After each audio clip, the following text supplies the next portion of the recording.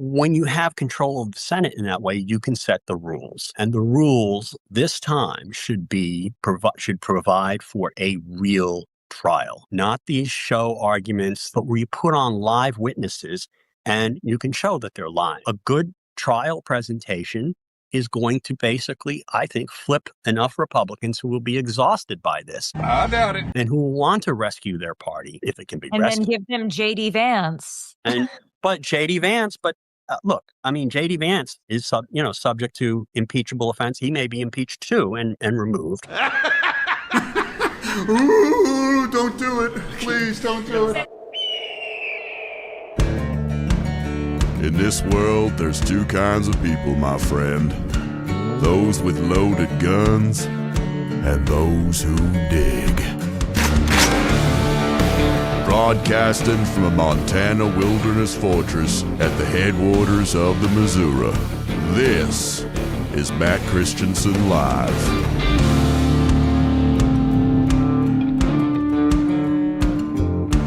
Hello and welcome to the show. This is Matt Christiansen Live, a proud duct tape production for Wednesday, April 8th, 2026. Thank you for tuning in. Sitting shotgun tonight is my former Bible study leader, Robert. ICE is after him, but they have not caught him yet. Welcome back. Thank you. And our favorite Knigga from Knigga is here. Joshy Boy, welcome back. Saddle up, partner. What's up? Joshy is here for a second consecutive week because I learned, or my sources say, that you two have never streamed together.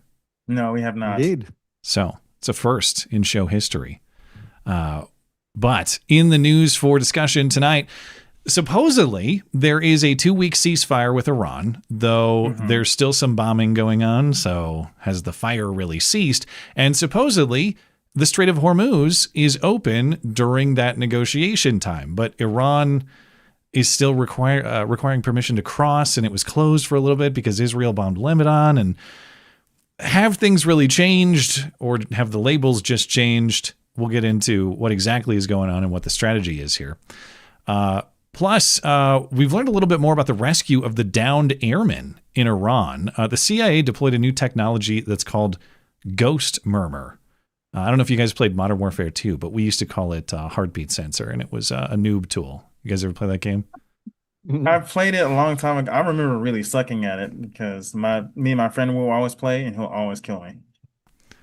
Yeah. Robert, I've never talked to you about first-person shooters, so I'm guessing you weren't an FPS guy. No, I mostly just play side-scrollers. Well, I remember... I play Sandbox now. Heartbeat sensor was a bunch of bullshit 15 years ago. And now the CIA has the real tech, so we'll talk about that a little bit. They can detect a heartbeat from afar and monitor where you are. Surely it will only be used in the context of foreign wars and against our enemies, never used to track you and your movement. Oh, dude, they're already developing the technology. They have all of our heartbeats detected right now. Well, I remember seeing a news segment on Fox News many years ago about this chip that you can put in your right wrist, talk about Mark of the Beast, and how you can buy things on it and all this other stuff. And the host of it, I think it was on the Daily Show, whatever. They were really excited about it, but they got absolutely ratioed in the comments. This is when the dislike feature wasn't disabled way back then. Those were the days when you could see the dislikes. Maybe one day we'll return to being a proper country, but we're in a little bit of a rough patch right now. We'll take calls and emails. Voicemails as well. If you'd like to call the show live, you can do that through the Discord server linked in the description. There are instructions and help available on the server for you. If you'd like to leave a voicemail or a text message for the show, the number's in the description for you as well. Before we get into it, got to say hello to our featured listener-owned business for the evening. That's our friends at Elysium. Most of us use way too many apps just to stay productive. One for tasks, one for reminders, another for habits, goals, scheduling, and they don't work together very well. That frustration is why listener and chatter of this show, Tortuga, spent almost a year building Elysium. Elysium is an all-in-one productivity app that brings everything together: goals, tasks, habits, events, appointments, and reminders all in one place with flexible nesting so they actually work for real project management. Have an extra 15 minutes before your next meeting? Hit the Make Me Productive button, and Elysium intelligently pulls your highest priority task, Auto-scheduling makes planning effortless. Natural language lets you create schedules instantly. And built-in alarms help you stay focused. You can even collaborate with teams, share notes and files, and integrate with popular note apps. Learn more at elysium.is. Elysium is free to download and use, and listeners of this show get 10% off advanced features for life using promo code MCListener. That's promo code MCListener for 10% off advanced features with Elysium for life. Get started for free at elysium.is. Find all the information on all our special offers at mattchristiansenmedia.com/deals. Deals by listeners. For listeners. All right, before we get into the Iran news, I regret to inform you that it's happening again. We have more KTLA Nelson American behavior. Well, actually, it's in the past. But they're trying to get away with it through the insanity plea again. Is this another Iranian? Because that looks like not Iranian. No. Irina Zarutska. Remember the Ukrainian refugee who was stabbed? Oh, yeah. I thought this was another incident. My bad. Stabbed to death on the train last year. Yeah. And the guy who did it on video is DeCarlos Brown Jr. Now, he's been in custody ever since. But when I say they're trying it again, we've had, for example, that case in Seattle recently where the guy gunned down that pregnant woman a few years ago. Yeah. And had a successful insanity plea on that basis and avoided the murder charge. Now, it looks like that's what DeCarlos Brown Jr.'s public defender is doing in this case. It came out today that the public defender filed a motion in court related to a determination at the hospital this was in the Charlotte area, that he is incompetent to stand trial. So it is not determined that he won't stand trial yet. It now goes to the judge. But his murder trial, is going to be delayed 180 days. The judge is going to decide if this report will eliminate the trial, as far as I gather. Mm-hmm. Even if they did do away with the trial for now, he could be found competent to stand trial later. And there's the complication that he also has federal charges. He's in federal custody right now too. But yeah, his mom says he's schizophrenic. We heard that before. We don't know what the actual findings in this hospital report are. But they are saying he's too crazy. You can't put him on trial. He belongs, I guess, in some kind of mental institution like the situation in Seattle, though the question in that case then becomes what happens when he is deemed healthy enough for release from the mental institution, if that's the path it goes. This one has the complication of the federal charges. But Robert, you have any thoughts about that? I know you're not a criminal law guy, but you have any legal insight on how this might go? No, I really don't. I mean, I don't know what evidence was presented or anything, so I don't know. But this just seems to me like a sign of the times. You know, we continue to now. Let me backtrack for a second. Maybe this guy really is crazy. I don't know. Maybe he really is crazy. But it does seem to me that we continue to pathologize evil. Like essentially when anyone does anything wrong, we say that it's because they're crazy. Even with kids, like if they can't pay attention, we're like, it's ADD. Well, it could be, but it just could be that the kid is misbehaved. And so I'm afraid that we're almost to the point where when anyone does anything wrong, we're like, oh no, it's just a disease. Yeah, just hand wave it away. And I don't think he's not incompetent enough because he deliberately attacked that woman. He could have attacked anybody else on that train, except he deliberately targeted her. I don't understand why they just don't look at that and says, well, it was a targeted attack. When did the mental illness kick in? Because again, he was arrested at least 14 times in North Carolina for crimes ranging from assault to firearms possession to felony robbery dating back to 2007. So at what point was the mental illness acting?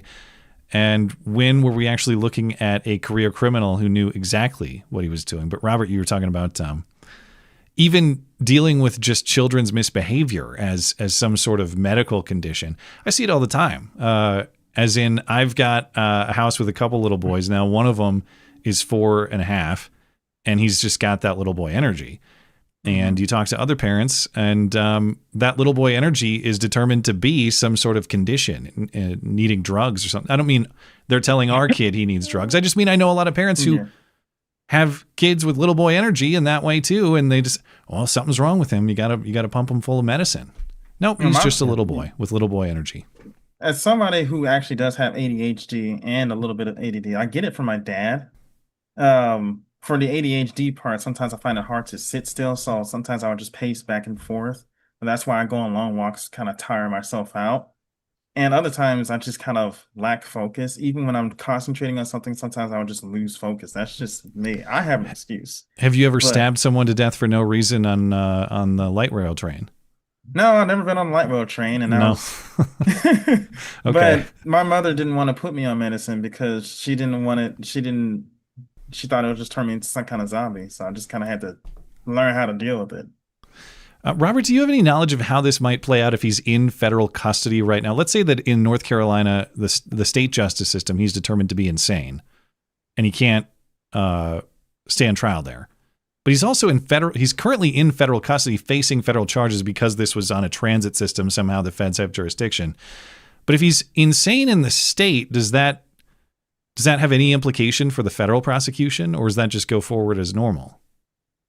Again, I have to plead ignorance here, but my best guess would be that one finding is not binding. I don't mean to rhyme in the other court, meaning that in the fact that in the state court there was a finding of I'm not going to say insanity, just not well enough to face trial. It seems to me, I should be technical. It was incompetent to stand trial. Insanity is perhaps a synonym, but that's not the word they used. It seems to me that there would have to be a different finding in federal court, but I could be wrong on that. Okay. I just don't see.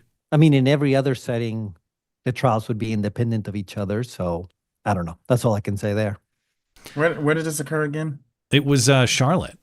Charlotte? Yeah. Is that a red or blue state? I guess North Carolina is kind of a purple state. Mm-hmm. I don't know about Charlotte locally, but Charlotte locally might be a blue city because that's the only way I can kind of reconcile that is the fact that you have a judge who feels, well, they kept letting him out. Yeah, The judge in this case hasn't made a decision yet. The judge will. We'll see which way it goes. But of course, the justice system in Charlotte has been letting him off the hook for some time, or at least in North Carolina. Even that is unacceptable to me. I mean, people know the difference between right and wrong. This guy murdered an innocent woman and he has a credible rap sheet, and the judge is trying to decide what to do.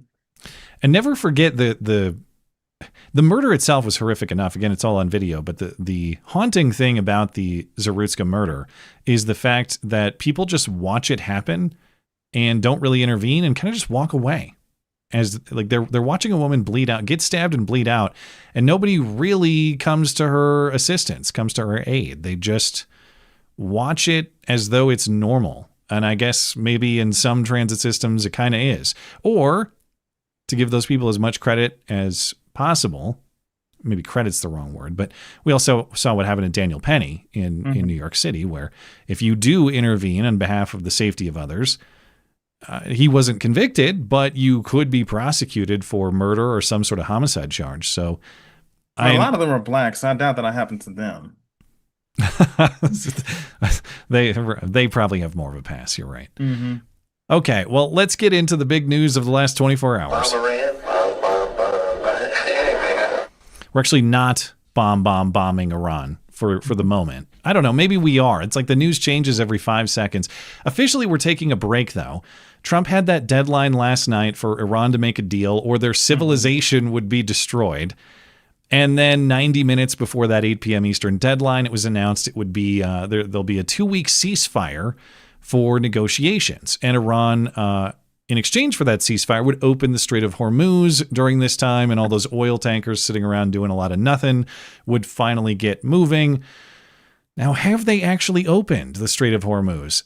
Kind of. Not really, though, apparently. Now, I know we're only 1 day through here, so it takes a little bit of time. It's not a light switch. There are pieces and logistics to move. I get that.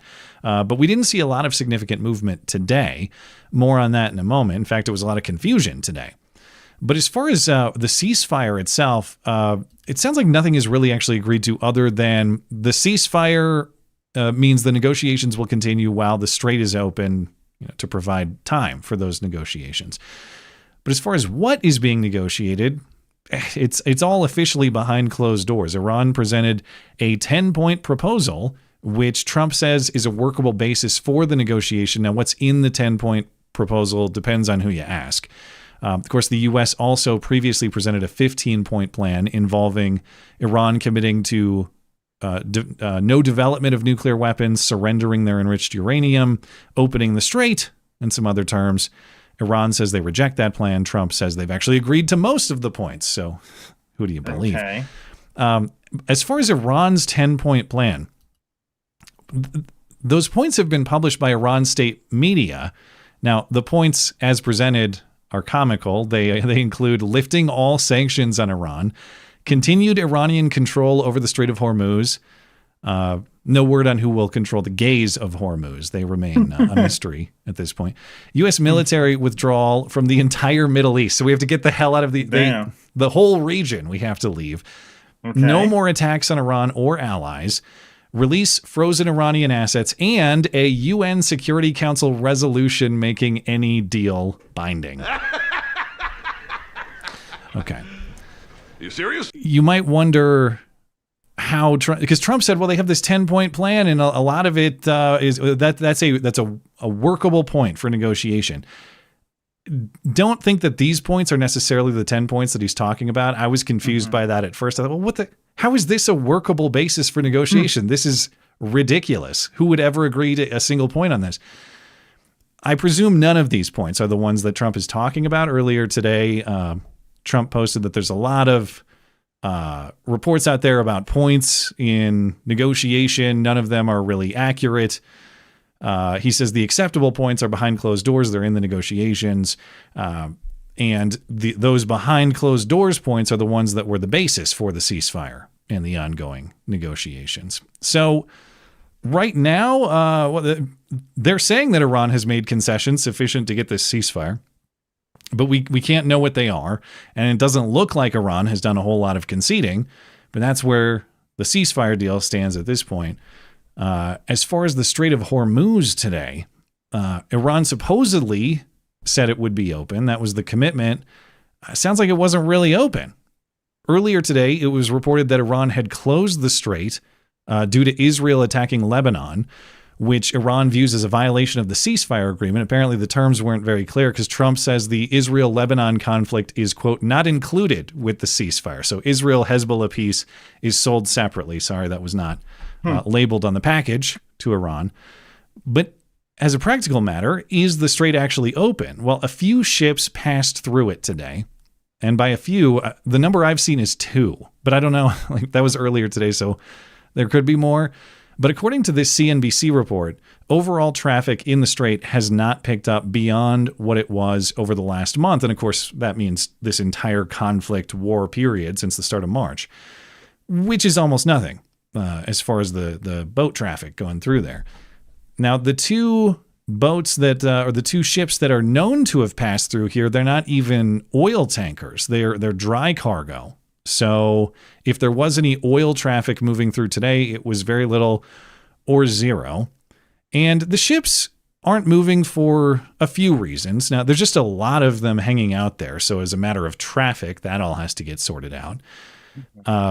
But there's confusion about Iran saying they're going to charge a toll for all this. So sure, we'll open the strait, but you got to pay, I guess, $2 million a ship or something like that was reported today.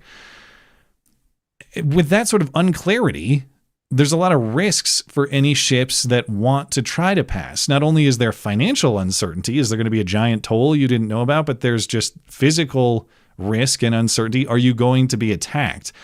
Of course, the ships have to move on the orders of their bosses. There's insurance. There's all sorts of business reality that governs whether or not those ships are going to move beyond just getting them physically moving. So really, it sounds like everybody was just kind of sitting still today. And I have some more questions about what's going on in the Strait of Hormuz, but I've been talking for a long while. So do you guys have any thoughts on the ceasefire or the state of the strait? It's just a giant mess to me. I can't make any sense of it whatsoever. Well, Man, thank you for simplifying it. But that's all I can do is simplify because I mean, what do you want? Anybody who's telling you they have all the answers is probably It's an a idiot. little dishonest. Yeah. I've heard, I mean, I got coworkers who think that Trump is a super genius. and I get other opinions about the whole Strait thing. I'm just not happy about the conflict in general, but I've already explained why. Yeah, Robert, do you have a thought? Yeah, my opinions are kind of conditional on how things develop, right? The way I look at this situation, and I'll try to make it as brief as I possibly can. To me, the context of this actually or starts rather with the Ukraine war, because with the Ukraine war and the U.S. involvement in Europe, the U.S. effectively convinces, if not forces, Europe to stop relying on Russian energy, right? I mean, if by some accounts the U.S. actually blew up the pipeline, okay. So now you have the West, shall we say, that has to rely more heavily on the U.S. And that did happen, right? After the Ukraine war and all of that. Wait, who has to rely on the U.S.? Europe. Oh, okay. Yeah. Okay. All right. Okay. Yeah. Right. So Europe's had to buy more energy from the U.S. and more of other things as well. And so I feel like there was sort of like the sales pitch, like Europe kind of attach yourself to the U.S., figuratively speaking. We got you. And then to some extent, there's other countries that do the same, that rely on the U.S., like Japan, South Korea, whatever. Well, okay. So now the U.S. goes into this. And I know that I skipped over a million things, but I'm trying to make this short. So the U.S. goes into this and, if you will, kind of messes up the Strait of Hormuz, however we want to phrase that. And so energy prices go up, particularly for those countries that do rely on the U.S., particularly for Europe, because Europe is not really producing energy themselves, except for tiny bits of clean energy or whatever. And Europe is already in a financial crisis, and now energy prices go up even more. Now, again, the same happens for other countries. Think of Japan. Its price of natural gas that it pays China triples. Okay, so that's an example. So now you have all these countries that depend on the global power, being the U.S., going, come on, like we kind of relied on the fact that you got this, like that. I thought that was the deal. I think that's generally the vibe from other countries. We thought that the USA had this under control, and Trump can't get it under control. And I think the desperation really shows, again, to give like a very clear example, you get Trump coming out and saying, hey, we don't care about the Strait of Hormuz. The countries that do, open it yourself. Do your thing. And not a week goes by, and then he tweets, open the effing strait. Yeah. Well, which one Don't is forget it, you crazy bastards. Yes, and Yeah. praise Allah. Praise right? Allah. Yeah. Right. And to me, that tweet was disastrous for many reasons, but part of it, the main actually disaster was that a few days ago, Trump says to the world stage, look, the other countries, if you care about the strait, you deal with it. And so whenever then he tweets, open the effing strait, it doesn't even come across as a threat. It comes across as desperation, that he saw smoke and mirrors. Yeah. And so, and I promise I'm almost done here. So here's to me kind of the three or two at this point scenarios. One scenario is of total victory, that the ceasefire stops, the U.S. like goes for total warfare, destroys Iran or whatever, takes control of the strait. In that case, the U.S.'s power over what I'll call Eurasia, like Europe and Asia, solidifies even more. But what I think is happening right now, regardless of what is being said, is that the U.S. is withdrawing and is letting Iran just do its thing and control the strait. Now, again, I don't have a crystal ball. I don't know if that's how this will develop, but let's just play out that scenario for a second. If that happens, the U.S. has lost face with its allies, particularly Europe, because now Europe is paying just terrible prices for energy, having to deal not even now with the U.S., but with Iran and its allies. So my fear is that if that's the route this goes, Europe, Japan, South Korea, and other similar countries, will start making alliances with particularly Russia because of energy. And here's that would be a hilarious outcome. But yeah, I see the theory. And here's the prediction so that people can like test it. Because when I come up with a theory, I think, okay, how could I actually test this? What's a kind of specific prediction I could make? And now, again, this is me saying if this is the scenario that happens. If the U.S. just lets this situation be, effectively it's a ceasefire, it's a withdrawal, I would bet money that within 6 months, Europe lifts sanctions from Russia under some excuse, right? They're going to give an excuse like, oh, Russia agreed to be nice to Ukraine or whatever.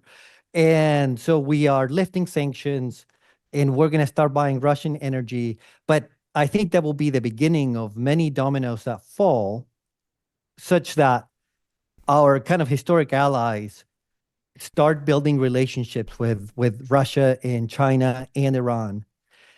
And last thing I'll say, I think that if the ceasefire really is a withdrawal, I think the U.S. will also see the dominoes are about to fall. And I bet the U.S. will begin to focus its resources and foreign policy in the Americas, meaning they're going to forget about Europe and the Middle East and all that. And you're going to see the new administration just talk about Central America and South America, and the world will realign. Now, instead of the West versus the East, it will be Eurasia, Europe and Asia will be kind of a block, in the Americas, North and South America, controlled by the U.S., will be a block. And so I do fear that this war is actually the beginning of a complete realignment. Good. You sold me on losing European allies. I'm in. Let's go. The reason I like that theory, I know that's a long sequence of ifs and maybes and all that. However, the thing that confuses me the most about the Strait of Hormuz ordeal here is, why is it that Iran seems to get like presumed control over the strait as a legal matter, as a practical matter? And when I was reading through some of the coverage of Iran's demands today, I mean, I don't know the history of the Strait of Hormuz. I don't know necessarily do they have a toll booth there usually? No, Iran held no control over the strait before the conflict began. And in fact, they have no legal right to it either. Now, it's all governed by international law, and that's a bunch of UN bullshit. So you can say that really doesn't have any effect other than whether people can enforce it or not. And as a practical matter, that's true. But if Iran didn't hold it before and they have no legal right to hold it, and it seems pretty clear that we have the military might to go in there and take control of that if we wanted to. It's a question of risk calculation. But why do we allow this? Why do we allow Iran to hold the oil market hostage in this way? And why are we doing like you said, the Trump tweet bit about European people, you go in and do it, or you crazy bastards, you open it? If we have the might to do it, why don't we? I understand that there's potentially great military risk there. I don't know the total lay of the land there, but reading about it today, the water is shallow. If you bring big Navy ships in there, their ability to move in that area is very limited. They're vulnerable to shoreline missiles. There are military considerations. And of course, even if you were to lose a ship or a small amount of personnel or something, that would be viewed as, rightly so, as a major disaster. And you want to avoid that at all costs. But I don't get why we are willing to put in the military effort that we are without being willing to secure that strait by force, other than potentially the theory that you're talking about, Robert. Are we looking at a withdrawal dressed up as a negotiation? But whatever the calculation here is, it's hard for me to see the current state. And again, I hope it changes direction. I want my country to win. I want my country to be strong. Saying open the fucking strait, or then threatening to delete their whole civilization and then backing off of it, and then they immediately control the strait, and now we're back to square one. It looks weak. It is weak. What are we doing here? We're allowing them to dictate the terms would be too strong of a word, but the whole concession we supposedly got from them is they're going to open the strait. It appears today, maybe that changes in the coming days, but it appears today they didn't do that. So if we have the power to secure the strait and we're still commanding them to secure the strait and they're not doing it, what do we do? I'm not clear on the strategy. Well, but that tells me that if we had the power, we actually don't have the power. That's my thing. Well, we definitely do. I do think we have the power to delete their civilization if we wanted to. Personally speaking, and I'm speaking from a religious standpoint, I wouldn't be for that. But no, I'm not for it. I'm just saying you can do it. Yeah, you can do it. Yeah. Yeah. Oh, go ahead. Sorry. Well, I was going to move on to a secondary point, but if you had more thoughts on that. I was just going to kind of like, I feel like summarize what you were saying, which is, I feel like Iran successfully, well, again, we'll see how the ceasefire develops. I don't know. I don't have a crystal ball, but I feel like Trump was always just going to make a threat. Now the threat was the bombs. So it's kind of more than a threat. It's drop a bunch of bombs and then Iran was going to cave. And there was this bigger threat, right? Delete their civilization or whatever. But Trump was always bluffing, and Iran successfully called the bluff. And it's not that Trump couldn't follow through; it's that he won't. And I think Iran and everyone knows it. Like everyone knew that what Trump was not going to bomb, for example, their power plants because they used desalination for their water. And so if you bomb their power plants, now you have millions of people with no water in the biggest humanitarian crisis perhaps ever. Perhaps like in literally no history. I get the strategy of big threats, create chaos, and use it as leverage for negotiation. But to your point, the threats have to be credible. It's like if I say, hey, Robert, I'm going to nuke your house. You laugh about it because you know I don't have nuclear weapons. But if you knew that I actually had a rocket pointed at your house, you might take it a little more seriously. Not that we don't or can't, but I think to your point, so far we have not demonstrated a willingness to follow through on the worst of the threats. Not that we haven't bombed their country thoroughly and taken out a lot of their military capacity, their nuclear capacity, but so far, I think you're right. We have been very thoughtful, careful, rightly so, about our target selection. We're not taking out civilian infrastructure. We're not taking out large quantities of civilians in general or something like that. So if you're going to make threats like that, your civilization will be deleted. You know, we all like to laugh at Trump tweets, and I do too, but if it's a point for leverage, there has to be some credibility behind it. I don't know that credibility has been demonstrated yet. Yeah. I wanted to talk about the market a little bit because, of course, one positive, at least with the development this way, is markets have rebounded a little bit. Oil prices dropped. You saw oil drop to about $95 a barrel. It's down 16% on the day. Still far above where it was at the end of February before this all started, which is about $67 a barrel. Apparently not destroying a civilization has some market upside. But the reason I bring this up is because there's a question of what is the market upside or downside? There's a hilarious moment on Tuesday. So yesterday before the deal deadline, there's CNBC host Sarah Eisen. They're discussing the market implications of what's going on. And she asks her co-host or her guest, which way do you think this civilization destruction is going to go? Is there market upside to civilization destruction or is it all downside? Yeah. Deadline that President Trump has set, 8 p.m., has threatened to destroy a civilization. How does an investor process that? Is it a bigger upside risk or downside risk? I guess not destroying was upside today. Yeah. So anyway, great I never point. understand these kind of things, though. I just saw a whole bunch of red. Oh, you're talking in the well, that was yesterday. The market was, the market's been suffering for a little while, but today had a big rebound. All I know is that my gas station has gone from $3.50 to almost $4 now, so I'm not really seeing the benefit of this. I saw a report that they're expecting gas prices to start dropping as soon as Thursday, but that's speculative and based on the traffic through the strait. I get that a lot of it is expectation for the future or speculation itself.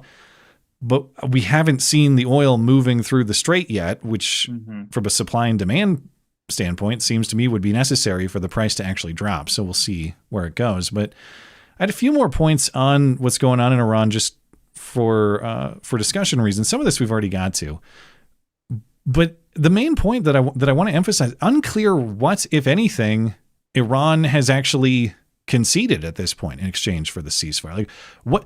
I know it's one day in, but what has the U.S. or the rest of the international community, for that matter, what have we received from the crazy bastards that puts us in a better position today than we were, say, a week ago, or even a month and change ago, before this bombing started? Holding out hope there's going to be some kind of concession, but so far the concession that we got lasted not even a full day, and it appears to have been, at least in part, a bluff of their own. I mean, is there? Help me. I want to have some positivity. I don't want to doomcast, but I just don't see, what concession have we gained? Am I missing something? I don't think we gained anything, at least not that I've heard of. Okay. I think. I mean, go go ahead. But they hold the strait. Why would they need to give up anything? They only hold the strait because we let them, though. That's the frustrating thing. Like, they didn't hold the strait before this. Now they just say, behold, we hold it. It's because nobody's like, even the threat of their missiles from the shoreline or whatever would be a threat to our ships in the strait. It's like 100 miles of shoreline. Why can't we just turn that to glass with our superior air force? And now you're not a threat to the strait anymore. So it's like, I don't know. Yeah. Anyway, sorry, Robert, you have a thought? No, I was going to say, that's why, I don't, okay. If people want to hate me for saying this, like, that's fine. I have not used any statement of this should or should not happen. I have only spoken of, this is what I think is happening or will happen. Okay? I just want to say that I'm like I'm not wishing ill on the U.S. I'm of course not. But this does seem to me to be a retreat. Like, it doesn't seem like a ceasefire. I think that Trump thought this would be easier than it was. Then Iran called its bluff. Essentially, they were like, do it. Like, nuke us or whatever. Nothing else to lose. It was also part of their, from one of the arguments that I've seen, it's also kind of their part of their ideology. If you destroy their civilization, that hurts us, especially in the moral sense, right? Because you're just kind of proving like, oh, they're willing to we're willing to die for our religion and everything, die for our cause, and they're just gonna, if we do that, we're playing into their hands, and that's just gonna cause other nations to hate us. As much as I don't want to believe what Robert is saying for reasons of love of country and patriotism and hoping the best for my country, obviously I want us to win. I want us to be in the best position possible. For me to say, no, this is clearly not retreat. This is an authentic ceasefire, and there's going to be some sort of better deal on the other side. Okay, ceasefire, especially when you are the overwhelming power, the reason for a ceasefire would be some sort of concession that you've gained. What is the piece that you've gotten out of this deal in exchange for the stopping of the military campaign? I don't know what that is. What is X? What is X being the thing that we gained for the ceasefire? What is that thing? I can't name it. And I'm not, if people have nominees for what that is, I'm happy to consider it. I just don't see it at this point. But well, this will be the second time we've retreated from a battlefield. The first one being Minnesota, because we've already been taken over by the Muslims there. So we're losing the battle against Islam. I think we got some important W's in Minneapolis, though. I wouldn't count that as all losses. It was worthwhile. It wasn't all losses, but still, it was still a tactical retreat. This is also a massive political risk, too, because this, of course, is a massive spend of political capital for Trump. And at least right now, it kind of looks like it's irritating at least segments of everybody. Now, anti-war people are mad at continued military conflict. Mm-hmm. But even if you're a pro-war person, if you're like the biggest Iran hawk, if you're Lindsey Graham, or you're the ghost of John McCain, or whoever you are, you're a little bit annoyed with how this looks soft, to the points that Robert is like the regime. I know the Ayatollah is gone, but Gay Moshtaba, or his half alive body, is somewhere in power. You still effectively have the same people in power, though many of them have been eliminated. But it's not like you have completely obliterated Iran either. You're just somewhere in between, where you've done some damage, but you really haven't had any gains either. And so when I say you're irritating everybody, that's where it stands right now. It's like pro-war people are irritated, anti-war people are irritated, and nobody is satisfied with just kind of what looks like, God, I don't want to call it a half-ass effort because that sounds dismissive of all the men and women in uniform who deserve praise for their service to this country. They're not the commander-in-chief, though. They're just following orders. So I don't want to be interpreted as saying anything critical of them. But from a strategic standpoint, doesn't it seem kind of half-assed? Is that fair or unfair? To me, it seems to me that Trump did exactly what he wanted to do. He just miscalculated and he thought he would have a different result. Because it seems to me that the precision of the attacks and how everything has been carried out has been very good. Or put it another way, militarily, I don't hear anyone saying anything negative. Like the U.S. has done a great job militarily, but it didn't have the result that Trump thought it would. And so to me, that's like the failure. The failure is not military. It was just a miscalculation. This didn't do anything. So I hope I come back to this stream in a week or a month and say that is the most short-sighted, ridiculous set of takes I've ever had, and I retract everything, and we are now in post-Iran utopia future, and I'm an idiot, and there's a reason I'm not the president of the United States. But I was going to say something, but I'm just going to hold my tongue on it. As of today, my stance is officially... I don't know what Trump is doing. Confusion. A little bit of pessimism, not encouragement, but looking for reasons for encouragement. But you guys have any more Iran thoughts before we move on from this topic? I mean, I guess. Go ahead, man. I just want to echo your comments, Matt, that I would be so happy to be wrong. So if a week from now I was totally wrong and people want to email me and be like, you suck, you were wrong. Great. I want the best for this country.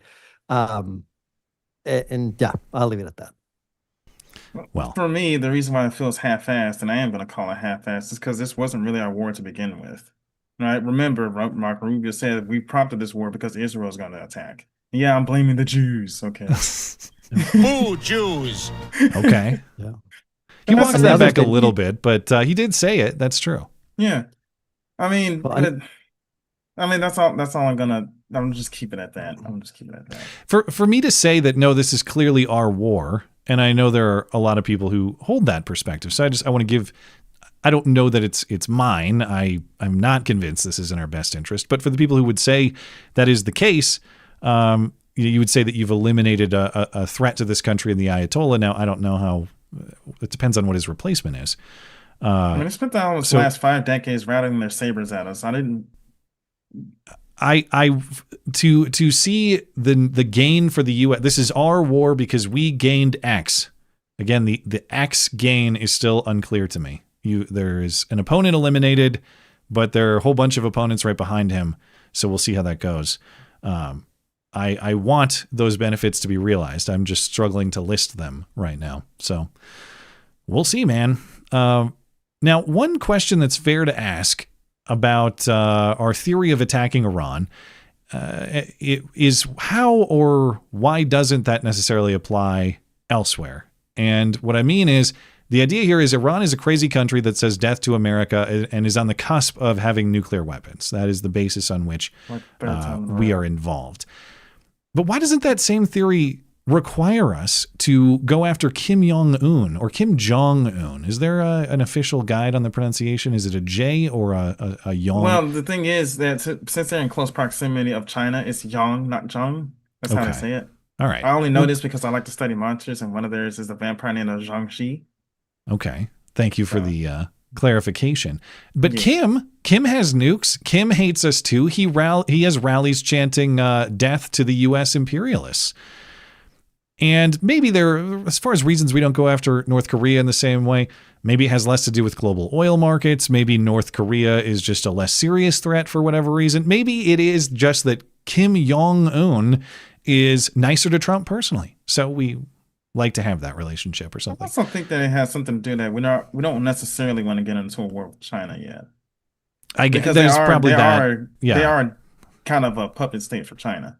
So picking a fight with them would cause China to get involved and says, "Hey, guess So what?" okay, so maybe there are some plausible reasons why, but as far as our relationship with North, it could just be that Trump and Kim get along better, and as part of that, on Monday, Trump was talking about Kim at a press conference, and Trump said that he and Kim Jong Un respect each other. But Kim Jong Un did not respect Biden. In fact, Kim Jong Un called Biden a retard. To protect them from North Korea, we have 45,000 soldiers in South Korea to protect us from Kim Jong Un, who I get along with very well, as you know. Do you notice he said very nice things about me? He used to call Joe Biden a mentally retarded person, okay? So don't tell me about your stuff. Joe Biden, he said he's a mentally retarded person. He was so nasty to Joe Biden. It was terrible. But to me, he likes Trump. And do you notice how nice things are with North Korea? It's very nice. But we have 45,000 people, soldiers, in harm's way, and right next to Kim Jong Un with a lot of nuclear weapons. The R word. This is shameful. Now, according to this fact check, there is actually no record of Kim Jong Un ever calling Biden retarded. Only an imbecile and a low IQ fool. Bingo. And never forget, even if Kim Jong Un called Biden a retard, he also called Trump a dotard. Actually, it's dotard, but I like the pronunciation dotard better. I'm sorry, every time I think of North Korea, I just think of one of those little house dogs that barks at you if you don't give it enough attention. I never heard the word dotard before Kim Jong or Kim Jong Un back in 2017. For some reason, we allow Kim Jong Un to get away with it. Not only having the nukes, not only hating us, but calling multiple, two of our presidents at least, various tards, retards, dotards, whatever. We have to put a stop to this if we're taking care of the Ayatollah. That has to be the greatest. That has to be the greatest fact check of all time. Like. He did not call you imagine if it was about you. It's like, hey, he didn't call you a retard, okay? He called you a fool of low IQ. And I also looked up the word dotard, and it says an old person, especially one who has become physically weak or whose mental faculties have declined. Yeah. So he's not wrong on that. Yeah. But I also think that the reason why we don't really fear North Korea as much as we would fear Iran or whatever like that is because they've been trying to launch a missile at us for years and have ultimately failed every time. Their missiles are dotarded, probably, but one day they'll get here. All right, there's a lot of time before the midterms, and maybe this turns around. And not only do I have to say this is the worst stream I ever did in terms of my opinions and takes, but also it's not a political liability in the midterms. It's such a success. It's a political asset for all we know. But assuming the conflict continues and Trump has spent a lot of his political capital on this, there will probably be a political price to pay in the midterms for it. And no matter what Trump does, let's say the Iran war never even happened and the economy just chugged along and things were in better shape than maybe they are at this moment, it was always pretty likely that Trump was going to lose the House because that's what happens in the midterms, especially with the House as closely divided as it currently is. And if that happens, you get show investigations. You probably even get show impeachments like we had last time. But it would matter a little bit more if Democrats take the Senate. Now, the map is terrible for Democrats, but current forecasts are moving that way. Kalshi and Polymarket are now actually favoring Democrats to take the Senate, only barely, like 51 to 53%. Republicans currently have 53 Senate seats, so Democrats would have to flip 4 to override J.D. Vance and his tie-breaking vote. And all of that assumes that they hold seats that are going to be close battles, like Michigan, New Hampshire, Georgia. Now, reportedly, Democrats are strategizing around 4 states to do that. According to Chuck Schumer, Alaska, Maine, North Carolina, and Ohio. I don't know how Alaska is in play, but I guess it is. So those are the 4 they're going for. Longer shots for Democrats include Montana, Texas, and Iowa. I don't think those are happening, but possible. There's a very narrow path for Democrats to take the Senate. The reason I'm talking about what might happen if Democrats do, If Democrats take the Senate, then they would control any impeachment trial that happens there. They would control the impeachment trial rules. And George Conway, ex-husband of former Trump campaign manager Kellyanne Conway, says the Democrat-controlled Senate, they're going to make a trial so convincing, not just that it'll be better than it was the last time around, they're actually going to convince enough Republican senators necessary to reach that 2/3 threshold to remove Trump from office. And then they're also going to do it to J.D. Vance, too. And I do think we're going to have also a Democratic Senate. And I don't know whether it'll be 52, 53, 54, maybe even more. And when you have control of the Senate in that way, you can set the rules. And the rules this time should provide for a real trial, not these show arguments, these statements on the floor by managers where they're just politicians giving speeches, but where you put on live witnesses and you can show that they're lying and you can show how they're being and they have to answer the questions, and the Chief Justice of the United States will direct them to answer questions. A trial, a real trial. That's what the framers of the Constitution meant. A good trial presentation is going to basically, I think, flip enough Republicans who will be exhausted by this and who will want to rescue their party if it can be rescued. And then give them J.D. Vance. But J.D. Vance, look, I mean, J.D. Vance is subject to impeachable offense. He may be impeached too and removed. That's also possible. But also it will have, even if he is not, it will have a chilling or an effect on everybody else who comes after that. You can't do this. You have to obey the law. You have to obey the Constitution. You have to obey your duties and your oath of office. Look at this fat. I gotta say, this is rather unrelated, but when I was looking at this interview, dude looks like he came straight out of a cartoon from the Animaniacs. The Animaniacs? What? Yeah, I guess I gotta go back and watch. He looks like he could be a fitting character for that because dude just speaking straight nonsense. It sounds like a fan, and they're not going to get the 2/3 to remove. They're not going to remove Trump and remove J.D. Vance. That's a fantasy. Now, just to take a walk back down memory lane, in the 2020 Ukraine call impeachment, the first one, Republicans had a 53-47 majority in the Senate. So that went nowhere. But the 2021 January 6th impeachment, that was the weird one where it actually happened like after Trump was out of office. It went into February. So it was a little complicated in that regard because there would be no vote to remove from office because he was already out of office. The Senate then was 50-50, though, and Democrats had control with Kamala Harris as the new VP. So why wasn't that one super convincing, at least to get the show vote from Republicans? I don't know that George Conway has an answer to that.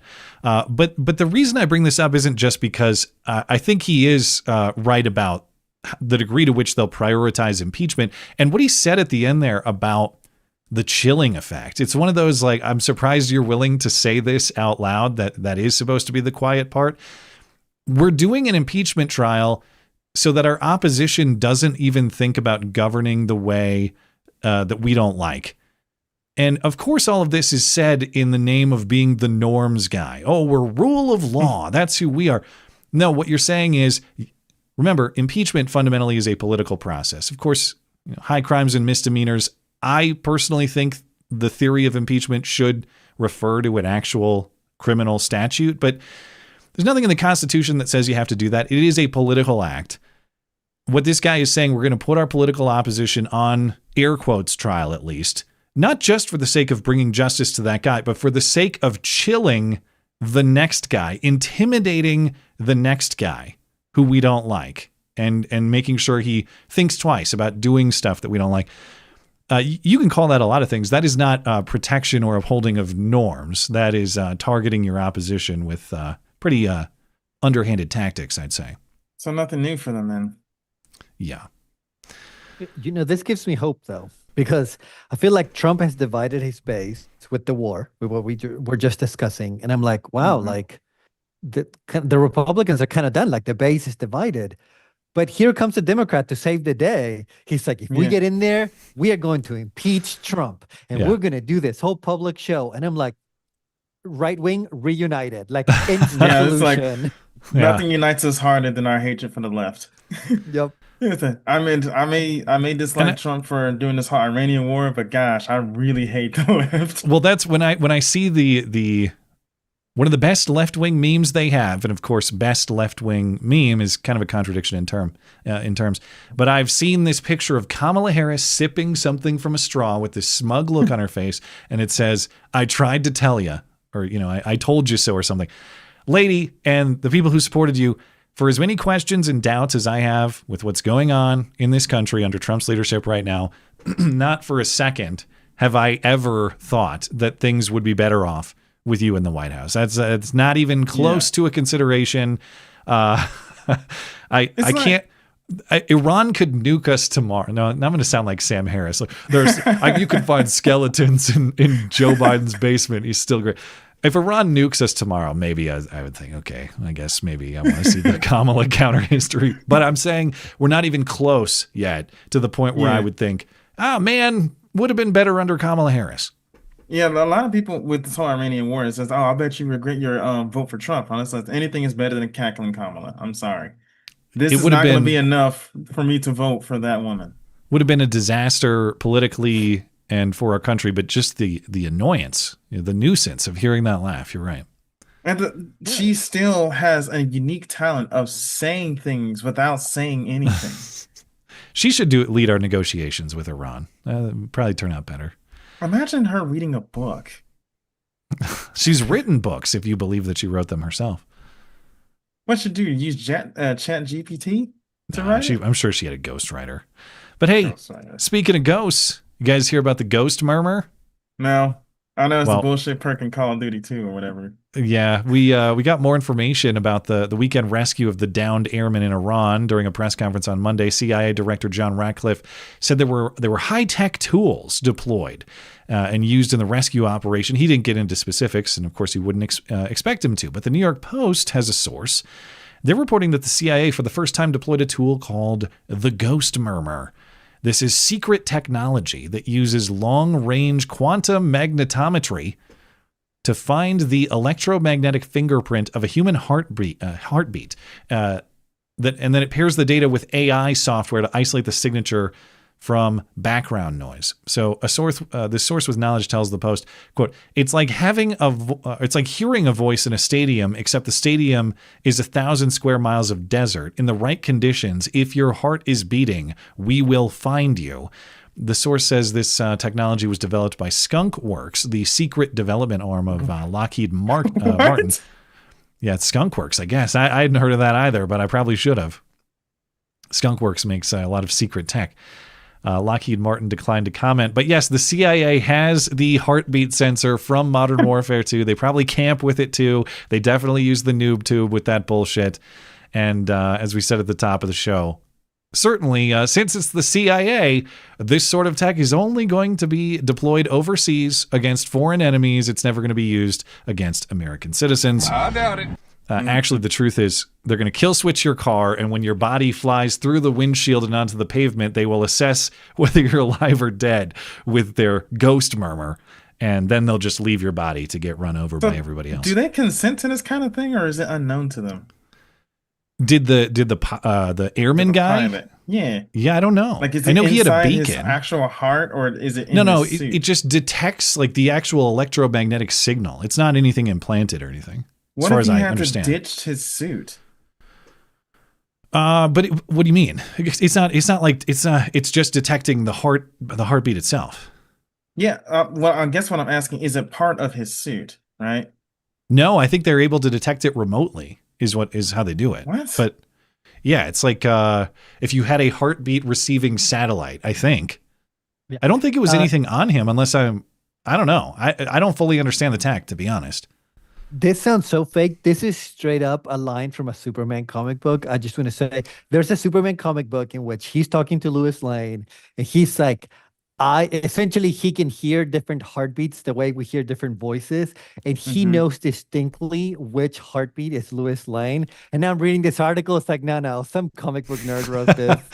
Maybe they just duped the New York Post. And to your point, even if I were to grant the premise that you can detect a heartbeat at long range because of the electromagnetic signals or whatever, is a heartbeat like a voice or a fingerprint, for example, where it is distinct between individuals? Could you tell the difference between my heartbeat or one of your heartbeats? That I don't know. No, I don't think you can. Maybe it's just that the heartbeat, in this situation, the guy is isolated. There's nobody else around him. There were drones supposedly taking out anybody who got within 2 miles of him. So if there's a few square miles around him, at least, maybe it's just detecting the heartbeat, period, because he's the only one there. But then then it's completely useless if he was in a populated area. Well, that's why when they say, like yeah, exactly. When he says it's like picking out a voice in a stadium, but that's the problem. Like, a voice is distinct. If you had a way to detect it, you could, frequencies and vocal patterns, they're different between people. Is the heartbeat different in that way? I mean, maybe, I really think they mean it like the Superman comic book. Like, they can pick it out, like our heartbeats are distinct. And by the way, I'm kidding. I'm not really saying this is fake, but whenever I hear know, like, you did convince me. I think this is bullshit. This is stolen from Modern Warfare 2. No, it does sound like bullshit. I mean, you can't determine whose heartbeat is who. I mean, that's like you and me jogging for let's bring it back to jogger insults. But you want me to go jogging with you? Where are we going? Yeah, but we're gonna go look at construction in Georgia. All right. Yeah, we're gonna go walk in there and just take a look. I still don't understand. I still believe people don't actually do that. But you can't. My heartbeat wouldn't be any different than yours. I don't know how that works out scientifically, we interrupted. I'm sorry. Go ahead. I want to make sure Robert finishes his point too, though. Yeah, but I was like, maybe if you're doing a heart transplant, you have to make sure it's compatible with the body. That's the only way I can see a heart being distinctly yours. But we're talking about heartbeat. Somebody in the comments is gonna get mad at us. But Robert, you were saying it's not fake. No, I honestly, I just want to clarify that I'm kind of kidding, because again, when you read the article, if you read that Superman comic book, they're like identical. So I'm a little suspicious. Also, when I hear stuff like quantum physics, gravitational well, electromagnetic pulse device, it's like, it's totally bullshit. It's total bullshit. All right. Plus, it wouldn't be. I mean, if you're in a desert and there's no other creature around, of course you're gonna find the fucker. He's the only one there. Yeah, his biological signals of any type should be probably the only of their kind. Picking out a voice in a stadium. Yeah, it's easy to pick out a voice in a stadium if you're the only one there. Yeah, you can yell across the whole thing. Yeah. All right. Well, it's past the top of the hour, so we will get to our callers. If you guys want to get ready in the Discord server, I think you already are, but just in case, before we get to our callers. Myself. Yeah. All right. I got to do that too. Hey, have you considered joining the MC Club? Well, you should, and here's why. Hey, if you enjoy the show, please consider supporting the show by becoming a member of the MC Club. For as little as $1 a month, you will enjoy a series of exclusive perks, including ad-free videos and podcasts, video calls, and a community Discord server with me and other listeners, loot box giveaways with channel merchandise, your name in the credit roll after videos and streams, and much more. But most importantly, you will help keep the Duct Tape production alive and independent from all those sinister forces of control. Join the MC Club at mattchristiansenmedia.com/support. Linked in the description.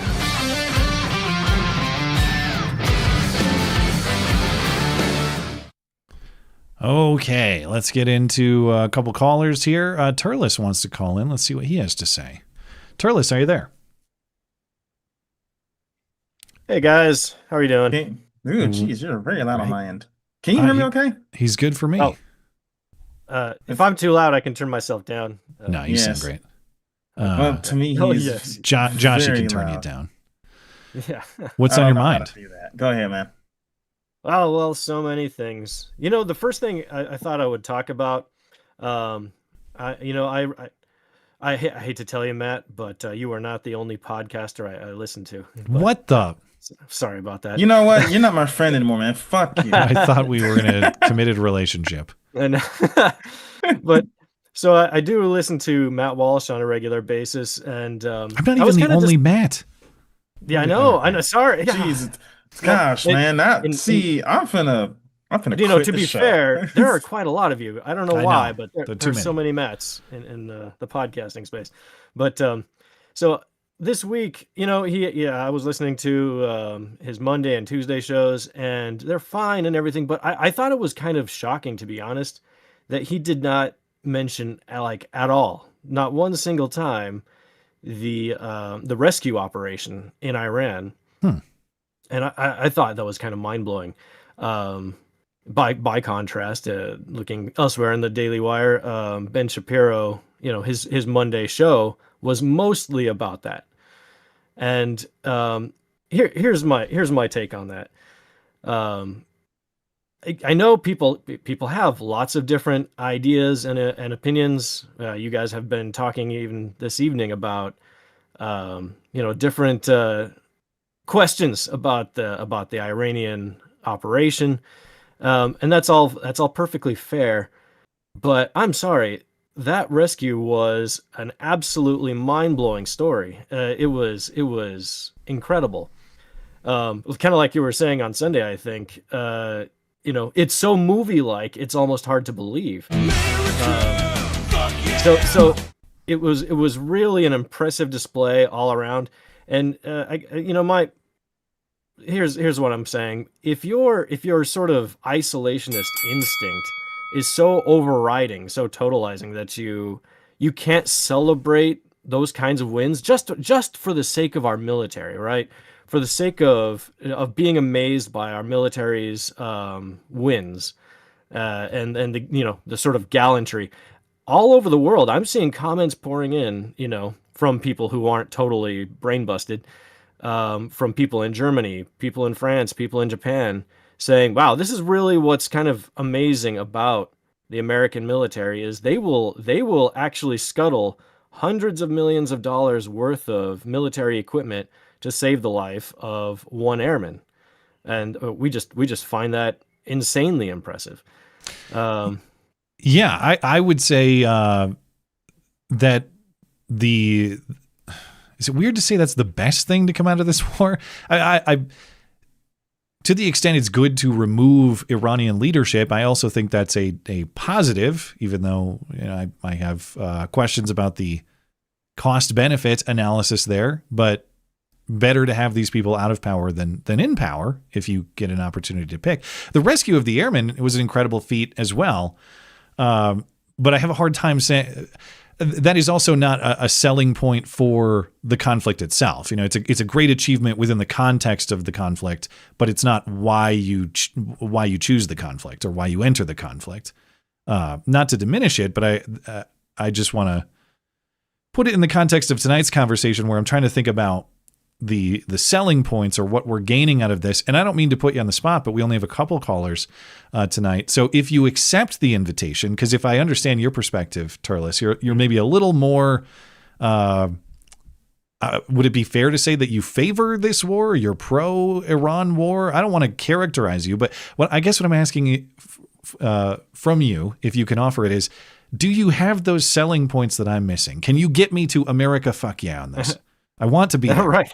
Yeah. Yeah, I mean, it's totally fair to say that I'm more hawkish than not when it comes to the Iranian conflict. I've seen soldiers who have been involved in Afghanistan and Iraq saying, this is basically the capstone. This is the finale. Whenever we ran into trouble in the Middle East, all roads basically led back to Iran.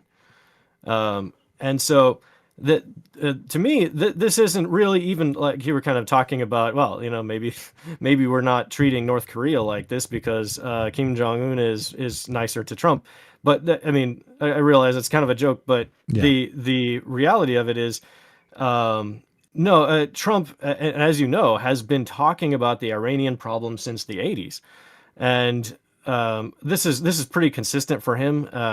And I think it is totally consistent from the perspective of United States interests that we have had problems with Iran, and they have directly and indirectly killed hundreds or thousands of Americans, American soldiers. And that was unlikely to change anytime soon. And because their threat is religious in nature, The idea of them gaining a nuke is not like North Korea. North Korea doesn't have like a religious obligation to destroy the United States. They would like that. They're kind of on the side of China that, hey, we're ancient civilizations. We deserve to be the global hegemon. We deserve to be the global center. America, this upstart, this 250-year-old country, these nobodies strutting around like they're in charge of everything. We take great umbrage. Okay, so they've got their political ambitions, but it's a little bit different from the fanaticism offered by Iran. I think that is at its core what this is mainly about. Now, that does leave room for a lot of strategic questions, kind of like you guys have been talking so much about the Strait of Hormuz. No, and that's totally fair. There are lots of strategic questions to ask because at the moment, it does look like that's a fairly big pickle for Wow, even Turles is lukewarm. This sucks. yeah. No, I mean, I try to be realistic. Even though I'm not going to say I don't have a side, but I'm trying to look at things and I think there is a play here. I don't know if it's working exactly. I think what Trump is partially doing is buying time. Because even as we quote unquote negotiate with these guys, we're hitting more and more targets. Even today, Iran continued to launch missiles at Israel. Israel continued to hit targets in Iran.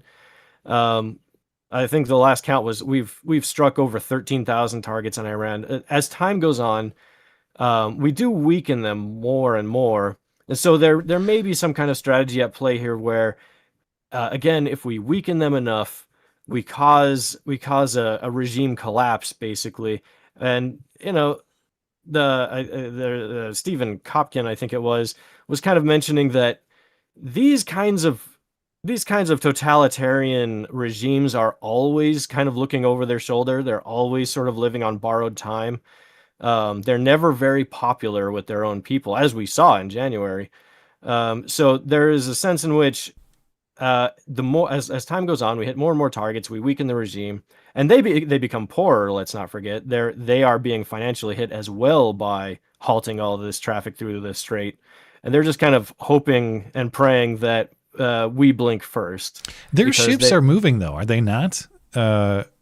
If they are controlling the strait, isn't their stuff still going out? Well, the control is kind of a relative term, but yes, to some extent, some of their oil is still moving, but they have actually been hit as hard or pretty hard by the limitations of oil traffic. I think I was looking at the numbers here a second ago. What was it? I can't see it, but no, they have taken a hit, and even before that, the real was trading at basically zero even before all of this, and now with their leadership dead and their traditional military basically gone, they're in even worse shape. So, I guess what I would point out is that I think Trump, to some extent, he makes these tweets, he declares a ceasefire. Some of that is frankly kind of market manipulation. I think he's kind of trying to give people more confidence than they currently have, and the markets do respond to some extent to that.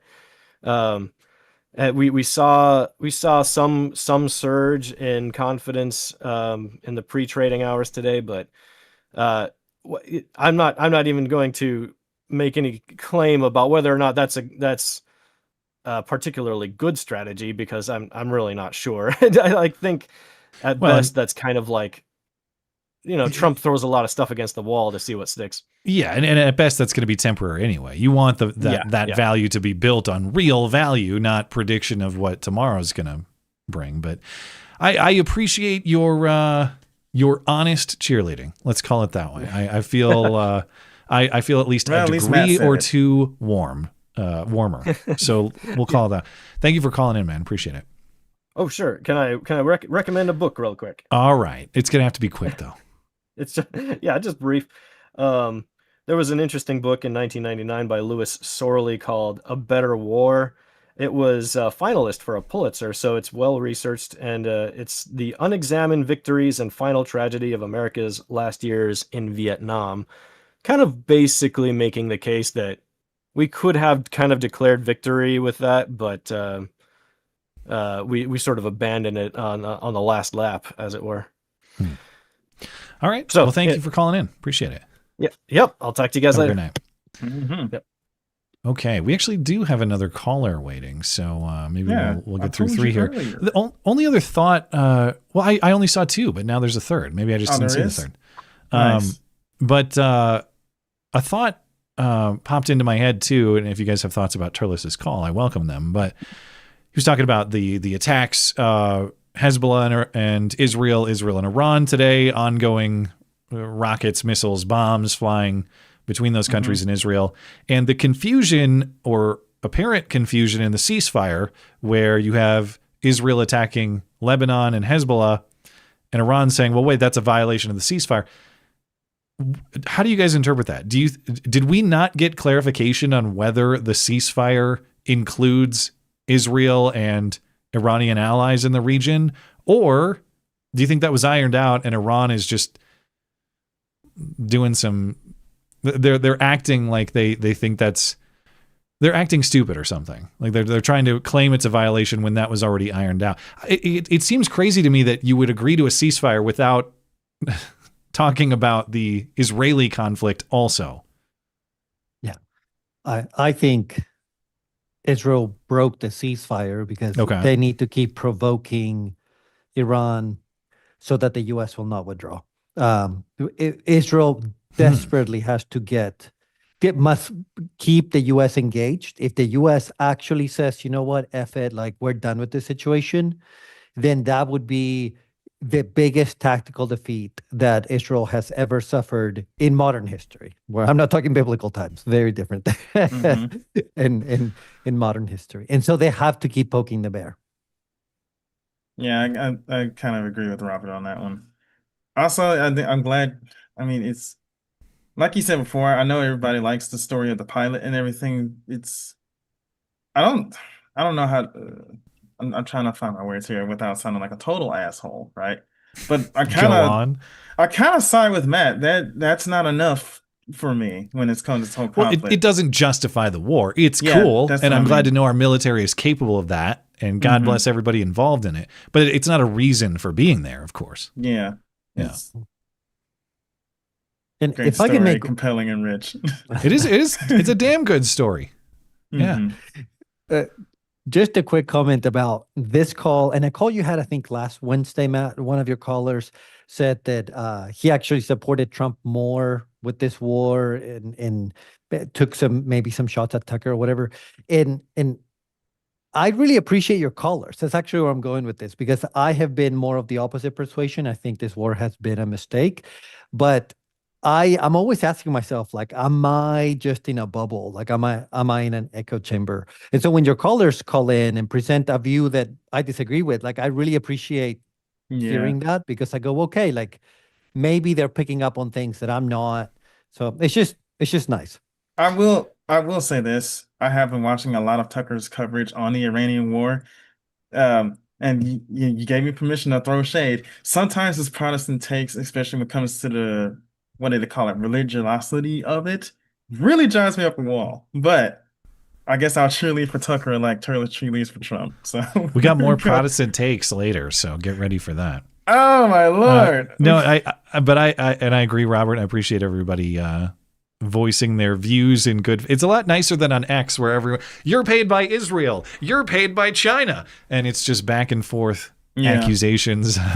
And I'm not saying some people aren't paid by various interests. It's just you don't get, I think, a good representation of either side via, as valuable as Twitter is, and I like X, very valuable, but as far as like a discussion of complicated issues, not a great place for that. It becomes a sign of malice. I have a buddy of mine. Yeah, I have a buddy of mine who occasionally show me stuff, and then when you look at it, and then sometimes when you doom scroll, I'm just like, why do I do this? Everybody's retarded on here. How could I forget? It's not even just paid by, it's paid by Cutter too, like your guy Tucker. Tucker Carlson. That's what they Dude, call him. Right? I'm not accusing. For the record, everybody calls him Tucker Carlson, and there's a lot of stuff Tucker has said that I don't necessarily agree with. I have not seen the evidence that he's paid by Qatar, though, and I'm not saying that rhetorically. I welcome the evidence if it can be presented to me. I just haven't seen it, but I've seen people say that because they just don't like his takes. I mean, well, on the other side, it's the $7,000 check meme too. You're paid by Israel. You're paid by Qatar. You're paid by Israel. That's where it always goes. You say, dude, you have to say Qatar around me. No, we settled it. It's Qatar. Qatar. Right. I'm losing All I my want to mind say right now. is, Joshy Boy, clearly you don't mean retarded. You mean full of low IQ. Bingo. Full of low IQ. All right, there we go. Vong is up next. Vong, are you there? Hey, Matt, how are you? We are well. How are you?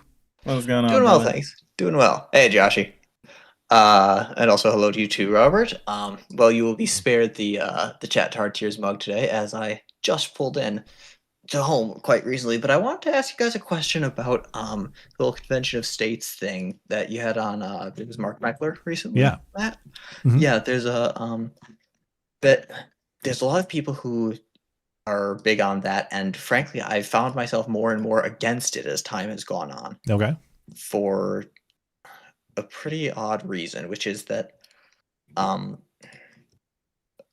I've seen this happen in a lot of places, and there's actually some legal stuff, not necessarily putting this as a law, but referring to these problems exactly in our own legal history, that essentially over writing things down in too much, like trying to write down every single possible edge case and all that kind of stuff, or even moving towards that too much, it ends up causing a bigger problem than the one that caused you to try to use that as a fix.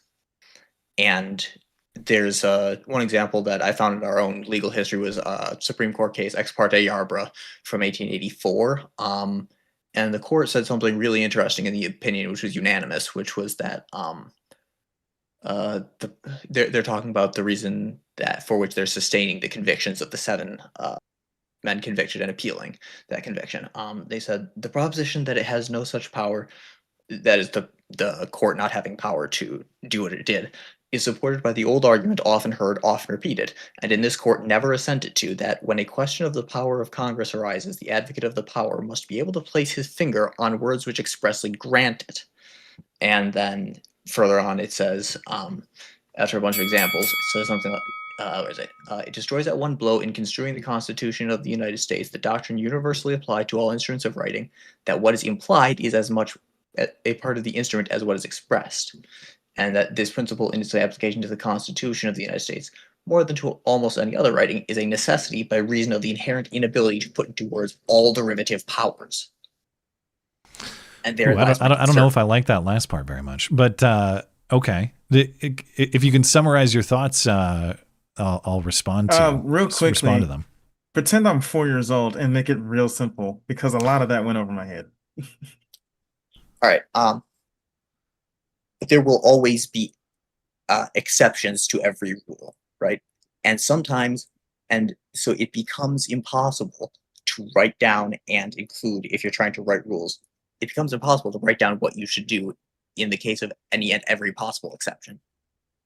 So when we do these things, we have to basically, we have little choice but to trust it, but to give some trust to the men whom we elect to represent us, and to therefore take seriously the duty that we of electing good men. Yeah, you're allowed to take that position, certainly. I mean, that's really what my response would be, is we're not locked into any particular amendment if you do a convention of states. It doesn't have to be any particular thing. But if you believe that the federal government has to be limited in its scope and in its powers, and I do, and I don't know if you agree with that, but perhaps you do. You have 3 paths, I think. One, they're going to give the power back, which I kind of think is a little bit laughable. But what you're saying, it's possible. As in, if we vote for members of Congress who, in fact, understand the original bargain, the original design, and believe in returning power to the states, it is certainly possible to do. It's just a question of, could you get a critical mass of people elected to Congress to do that? Convention of States, I favor, because I think it's more realistic to get the states to do this without the involvement of Congress. other than those two, it's war. That's the only other way to take power back from DC. So I don't think that it's way off to favor that path through Congress. I just question whether it's realistic. Do you think it's realistic to do that? I don't know if any of these solutions are realistic other than the one which I dislike the most, which I think we'd all agree is, some kind of change in our government. Oh, so you're vouching for monarchy. Okay, that's what I was waiting on. Well, the thing is that there is no government solution to a people problem. If you elect bad people, you can't fix that by making laws. This has to start with forming good men, and then we can send them into government. But if the people are evil, the government will be the same. Hold on. Because when you say there's no good laws that can govern people, that's kind of bullshit. I'm basing this off of biblicals. I know we always break the 10 Commandments, but you do have to have some law of the land. Well, God's he's talking about man's law. That's not man's what I said. I said there's no government solution to a people problem. That is, if the people are evil, you cannot make them good via laws, by just passing laws to say be good now. To that point, the best case of what I'm talking about is decentralizing power such that no one evil man has a lot of authority over the next. But to your point, okay, without a moral core, without a solid moral character in the people, now you have instead of one big group of degenerates, you have smaller pockets of degenerates. But is that actually better? And I certainly grant your point that without a moral core in the people, the government structure is secondary. And it will never solve the problem of that moral core lacking. Yeah, and do remember that one man at the top who is evil is far easier to remove than a massive decentralized network filled with evil people. So but it's just the reach is less. Like I can fix my neighborhood and my state a lot easier than I can fix the country. I agree, though. I consider the ability of any one person to have a large impact on his own surroundings to be frankly far less than most of us want to believe at most of the time. I don't know. Clean your room, bucko. Clean your room and get back to me. You have a lot more influence than you realize. Over my own life, yes. Over my area, that's what I'm saying. Not as much. Definitely more than over the country, though. Yeah. But if it's not enough for that, one person can really get things rolling in his local area, and I don't know if it is, it might be, but then that's where the decentralization starts to make less sense. Well, you're always going to have more influence over your local area than you will over the country. Yeah, but it's a question of, do we pass that threshold? Because you need to know. Because if not, then decentralization becomes less and less a good idea. And I don't know what the answer is here. I mean, I always think it's a good idea insofar as men are inherently corruptible. So you want to make sure that no one man has a far reach for his corruption or his corruptibility. But yeah, everything would be better if men were closer to angels. They never will be angels. That's why we've designed it the way that it is. But that doesn't mean we excuse ourselves of our obligation to try to be angel-like in this world. And many of us have avoided that responsibility altogether. It's no longer in fashion. But thank you for the call, Vong. I appreciate it. Good talking to you guys. Take care. Happy Easter. Yeah, man. Do you guys have thoughts on that one? Well, I will say that maybe you guys are corruptible, but I'm absolutely 100% perfect. And if I was just in charge, put a crown on my head, the world will be a better place. I'm just letting you know. He will be the king of Good Burger Stan. Yeah. I did misunderstand him a little bit. So I guess when he was saying government, because I thought the what threw me off was the whole laws thing. He says laws can't govern people, or I might be misrepresenting them. So I'm not. That man's laws aren't going to make you a moral person, or if they do, like your fear of enforcement against you. That is to say, that's it. It's not even the fact that laws are making you a good person. You just fear the consequence. That's it. Right. And do you not murder because you understand it's wrong, or do you not murder because you know you might be jailed or executed if you do? Those are different things. It's the latter. But those of us who are Christian, we go ahead, man. I was going to say, I think the caller was referring even more to the idea of like, you can put in the books that murder is illegal, but if we're all really bad people, we're going to murder anyways. And like, that's also true. Yeah. the country's going to be full of murderers. Yeah, maybe some we punish, some we don't. But if you just have a country of murderers, a law saying do not murder, it's not going to do a whole lot, Yeah. We don't call them murderers anymore. We call them people incompetent to stand trial. People engaging in mutual combat. Yeah. All right. Nelson the Knicker. Nelson the Knicker has been club. hanging out for a little while. Nelson, are you there? The N-word. Yes, you know how what you the doing? N-word is, right? What's up, brother? What do you got for us? Yeah, I just wanted to touch base again about the importance of online privacy.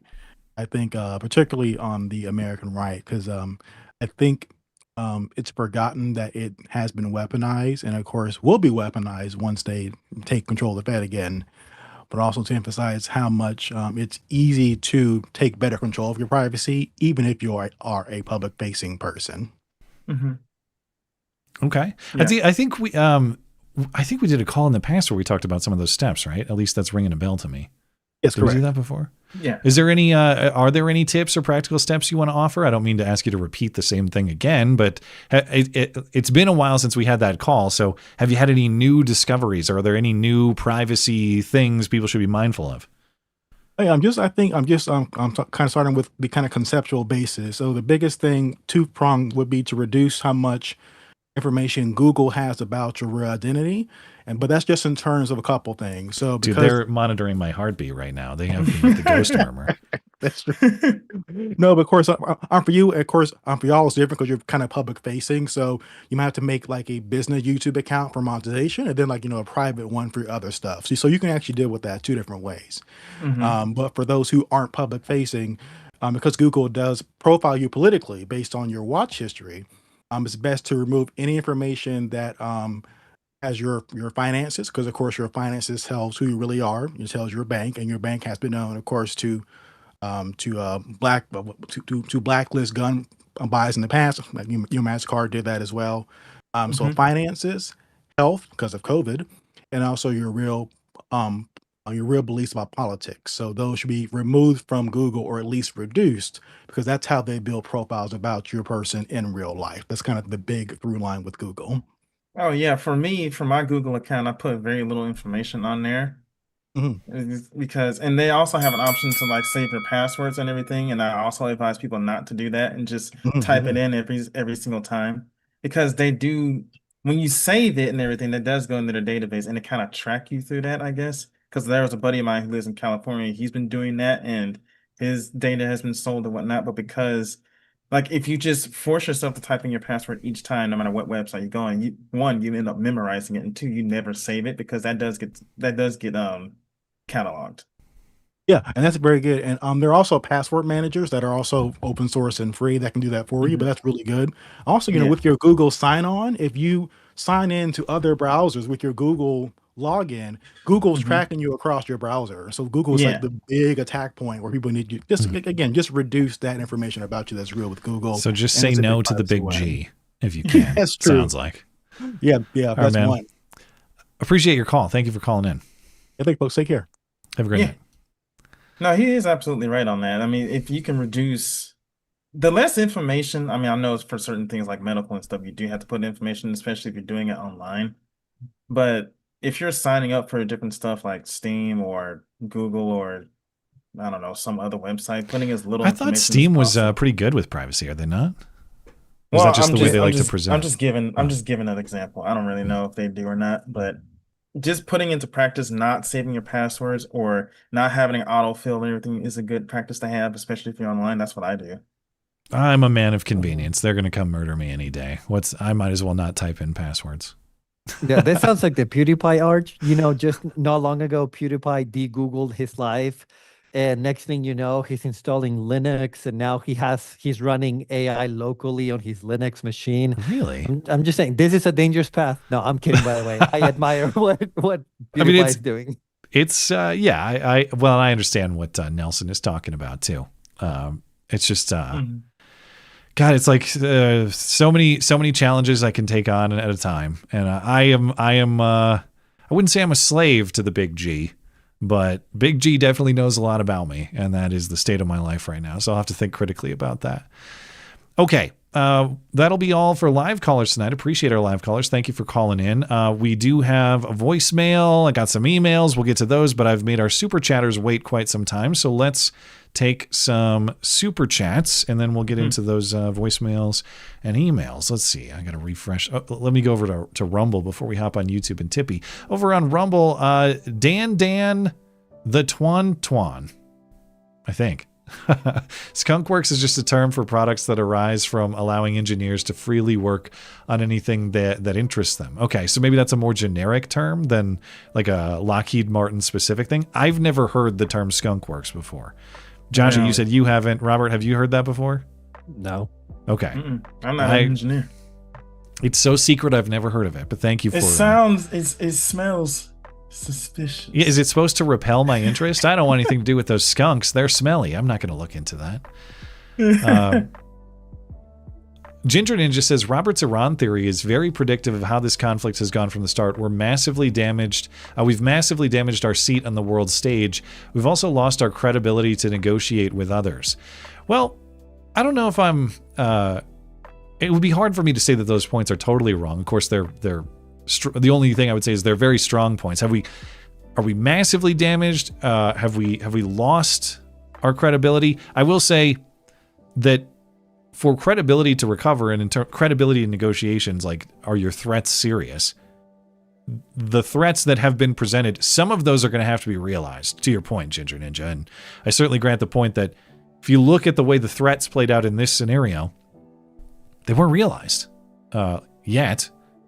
And this is where the exaggeration that is Trumpism hits reality. Because I see people on X saying, well, you're an idiot if you take Trump seriously. You don't take him literally. Oh, you think he's calling for genocide or whatever. I never thought he was actually going to wipe out the entire Iranian civilization. You're right, those people who make that point. However, was the tweet not a serious threat to do serious damage, even if it was exaggerated?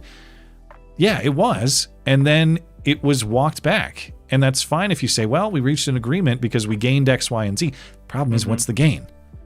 The credibility of the threat doesn't appear to be there, and the gain that you got in exchange for dropping the threat doesn't appear to be there either. So it's really hard to say what the point of all of this is. And to that extent, I certainly grant your point, Ginger Ninja. But Robert, you were invoked, so I've talked long enough. I don't know if you want to respond to that. Well, let me say this again. I try to come up with testable things. If the U.S. really has hurt its credibility seriously, particularly its ability to kind of protect the economies of its allies, not just militarily, but again, economics.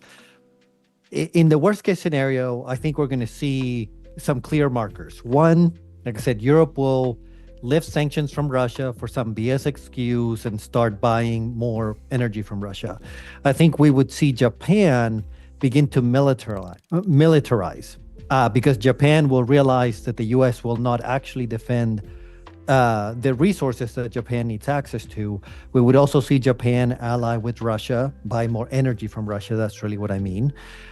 We would see South Korea build alliances, perhaps even with China. If we begin to see those things in the next 2 years, none of this is fast. That's the thing. It's not like we're going to wake up tomorrow and be like, Robert is right, Robert is wrong. It's going to take a couple of years. If we see those things, then yeah, this conflict was disastrous to the U.S. And if we don't see those things, no, it wasn't that bad, and we will see. Robert knows so much about all these countries because those are all the countries that he's from, if people didn't know. Thank you, Ginger Ninja. Appreciate it. Injured Guardian over on YouTube. Retry. Robert, would Rhonda, Acts 12, technically count as a doorkeeper, Psalm 84:10, etc., since we're often meeting house to house in those days? Okay. Scriptural question. And I am not sure that I follow that question. You've stumped. Okay, so I assume you're familiar with the character, right? Rhonda. Yes. Okay. So we're talking Rhonda in Acts, right? Rhonda in Acts count as a doorkeeper as described in Psalm 84:10, which maybe you want to look up. I don't know. But that's the reference that I did not have Okay. You know, like top of my. Despite popular belief, I don't have the Bible memorized. So you're not one of those guys yet. He's pretty You close said though. Psalm 84:10. Do you want to look at it, or do you need a second? I can go through. It up. Let me get through a chat or two here while you look at that. Injured Guardian also says, "Is Joshy Boy really Zorse or vice versa? I've seen both men on the same. I've never seen both men on the same stream. Both are monarchists and both ruin my puns. We should investigate." I'm not sure. I think I know. I don't know what this Zorse is. But it says Psalms 84:10 says, "Better is one day in your courts than 1,000 elsewhere. I would rather be a doorkeeper in the house of my God than dwell in the tents of the wicked." Okay, so a doorkeeper for the house of God is Rhonda that. And it's Rhonda or is it Rhoda? Like, oh, sorry. I misread It's Rhoda. it. It's Rhoda. Yeah. Okay, that's what I thought. But Yeah, I'm sorry. making sure. I see Rhonda, so I'm the idiot there. I'm the low IQ. What was the Kim term? Fool The of low IQ. Fool of low IQ. That's me right now. Yeah. Rhoda. Frankly, Stupid. I had never made that connection between that psalm and that passage in Acts. So I would have to think about it. Do I have time to read this one as well? Acts 12, 12 through 16. This is mentioning Rhoda. Well, Robert, do you have a quick summary of the character?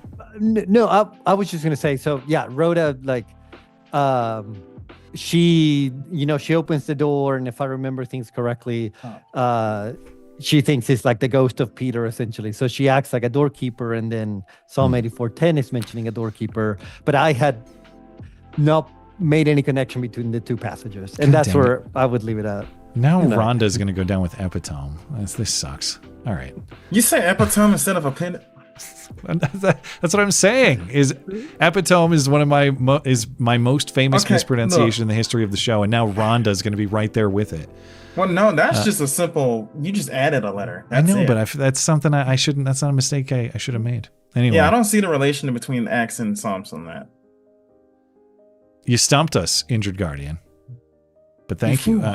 Also says, is Joshy Boy really Zorse or vice versa? Now, I know a YouTube personality whose name is similar, but I don't know if that's the person. So, never seen both. Both are monarchists. Ruin my puns. We should investigate. I don't know. I don't know Joshy's true identity, but maybe he has a secret one. Also says, since YouTube won't let me tag him, Chatter PDF Millstone, great username, either has me confused with somebody else or he's a bot. Maybe both.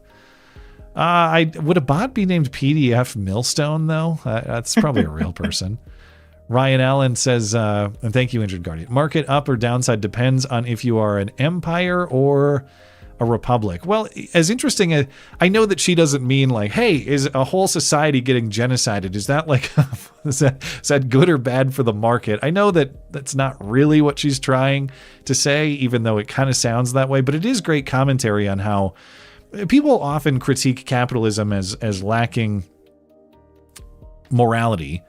Mm-hmm. It is a moral system insofar as it recognizes what property is. So there is a moral truth to capitalism, but capitalism in its pure form has nothing to say about what the boundaries of what you should and should not be willing to do for money are. Because of course there's a whole list of things you wouldn't do for money because there's a moral truth, there's a moral rule against them. So even though I don't think she was trying to illustrate that point. It kind of came off that way. Like, clearly there's moral truth that's more important than like whether a genocide helps your 401k or something like that.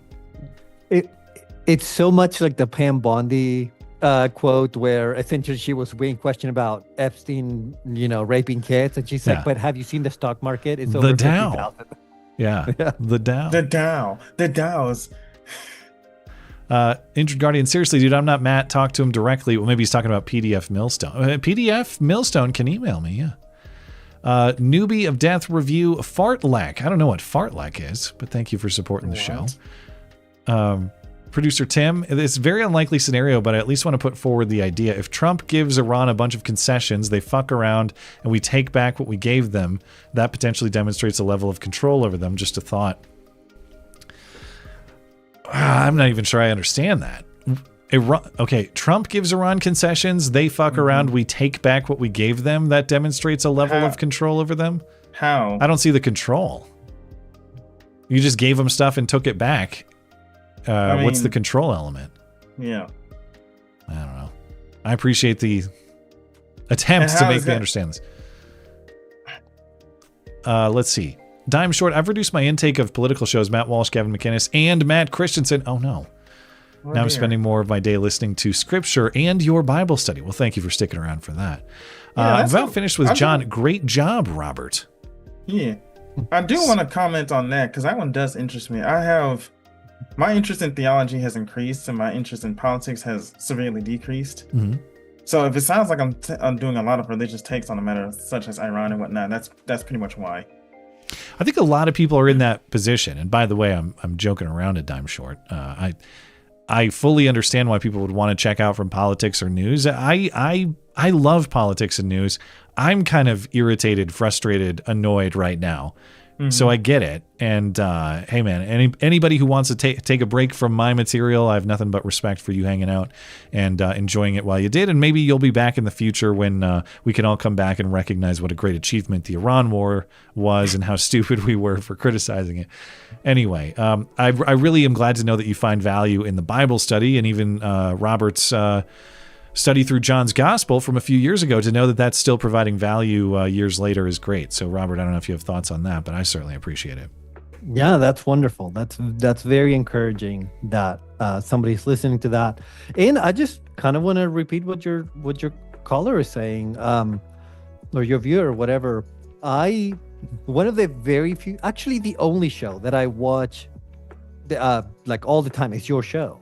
I just really enjoy your material, man, because it's kind of refreshing. I feel like you've built, I hate this word, but I'm going to say it. I feel like you've built a community.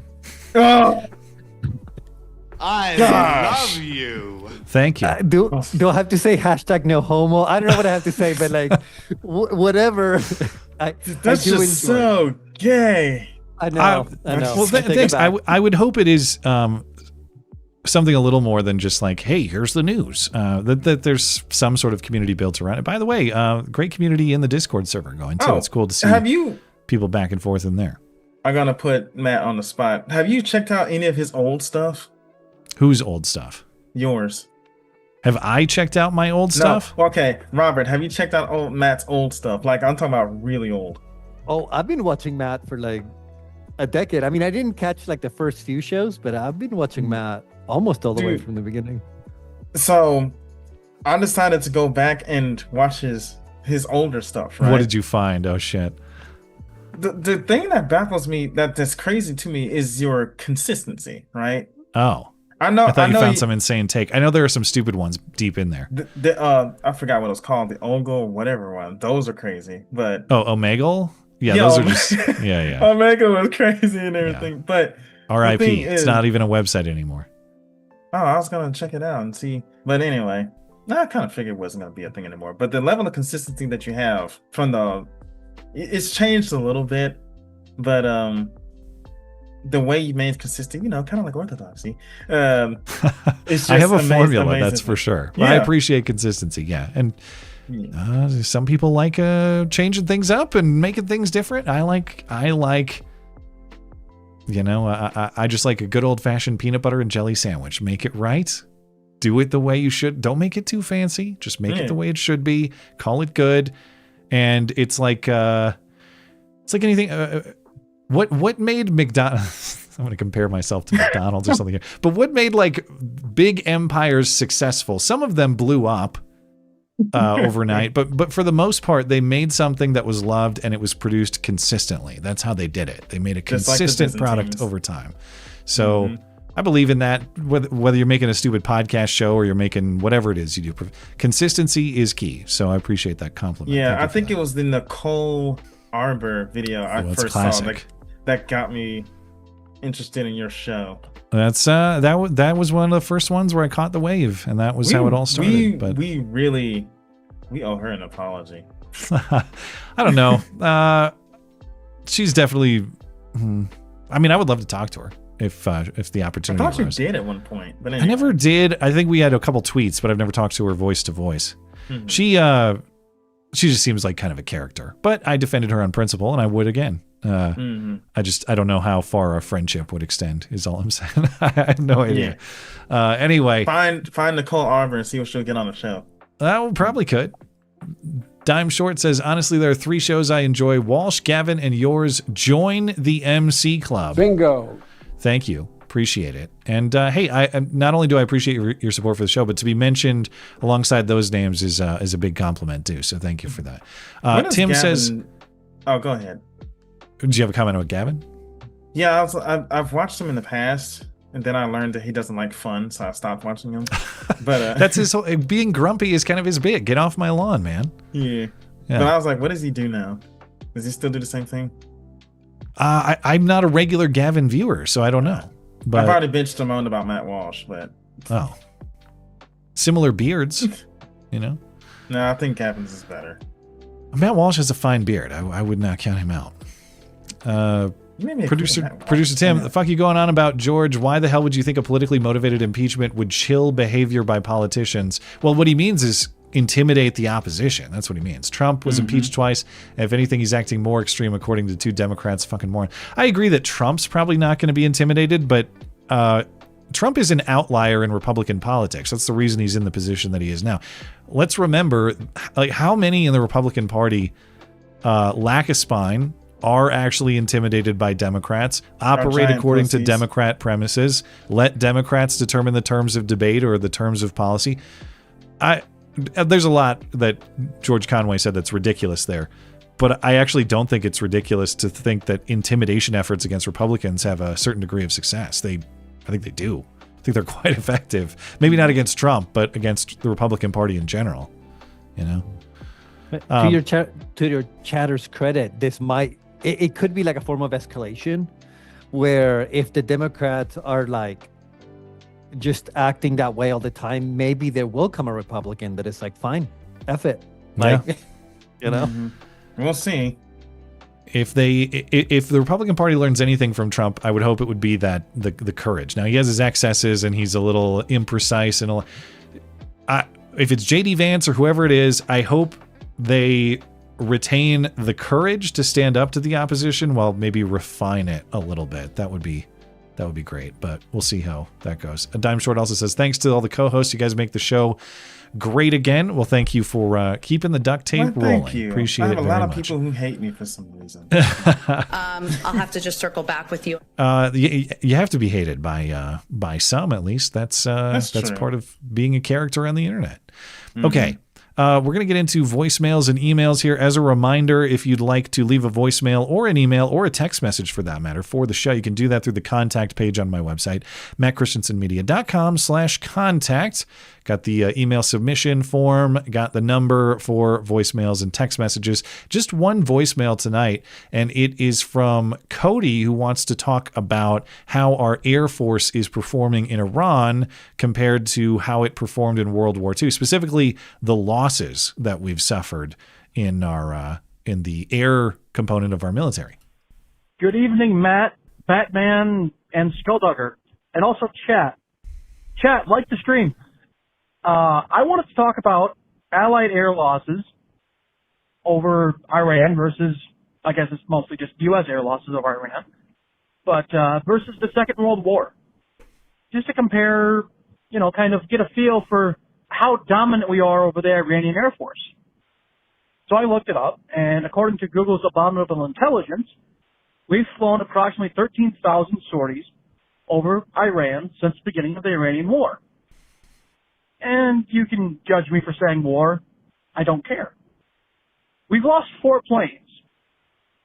That's 4,250 sorties to 1 loss. To compare to the Second World War, we flew 4 million sorties over Europe, according to Google's Abominable Intelligence, and lost 4,000 aircraft and a total of 160,000 men. When you do the mathematical calculations on that, just on the planes alone, not on the men, we lost 100. We flew 100 sorties for every lost airplane, which I believe that if anyone in the past 100 years of warfare looked at a loss rate of 4,250 to 1, they'd say, wow, we are dominating their Air Force. But for some reason, according to the left, we aren't, because we lost 4 planes. I'm glad the guy got back, though, and maybe he covered this on Sunday. But I just want to compare that. Maybe someone can look up Vietnam. Maybe that'd be interesting, too. Anyway, thanks. Bye. It was Cody.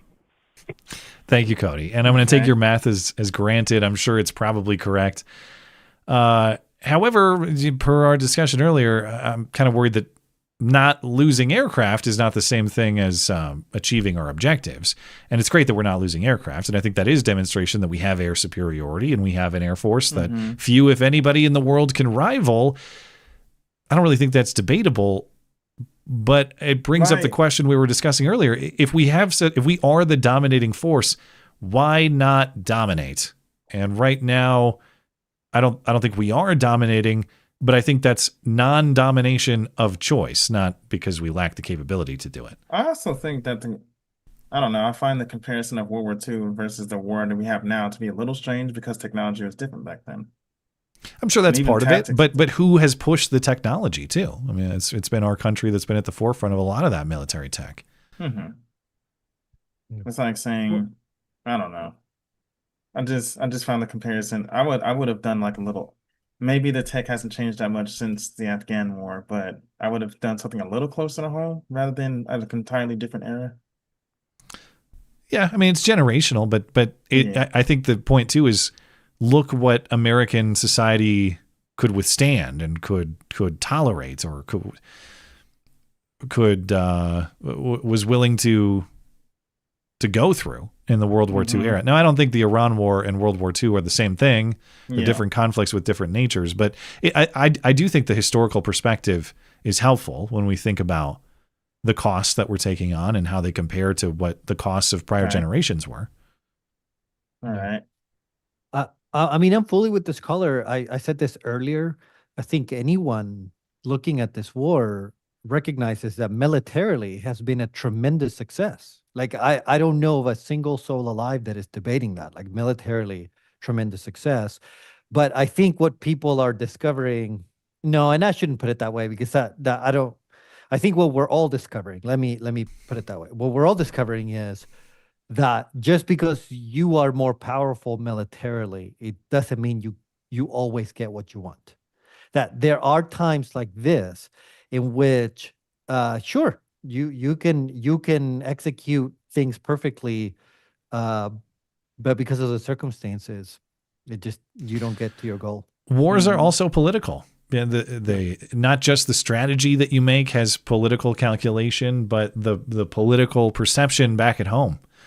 And for the political patients that existed, now there are like 3 categories of people with this war. There are the Iran hawk cheerleaders, there are the never war isolationists, and then there are the people who are kind of in the middle where they're in wait and see mode.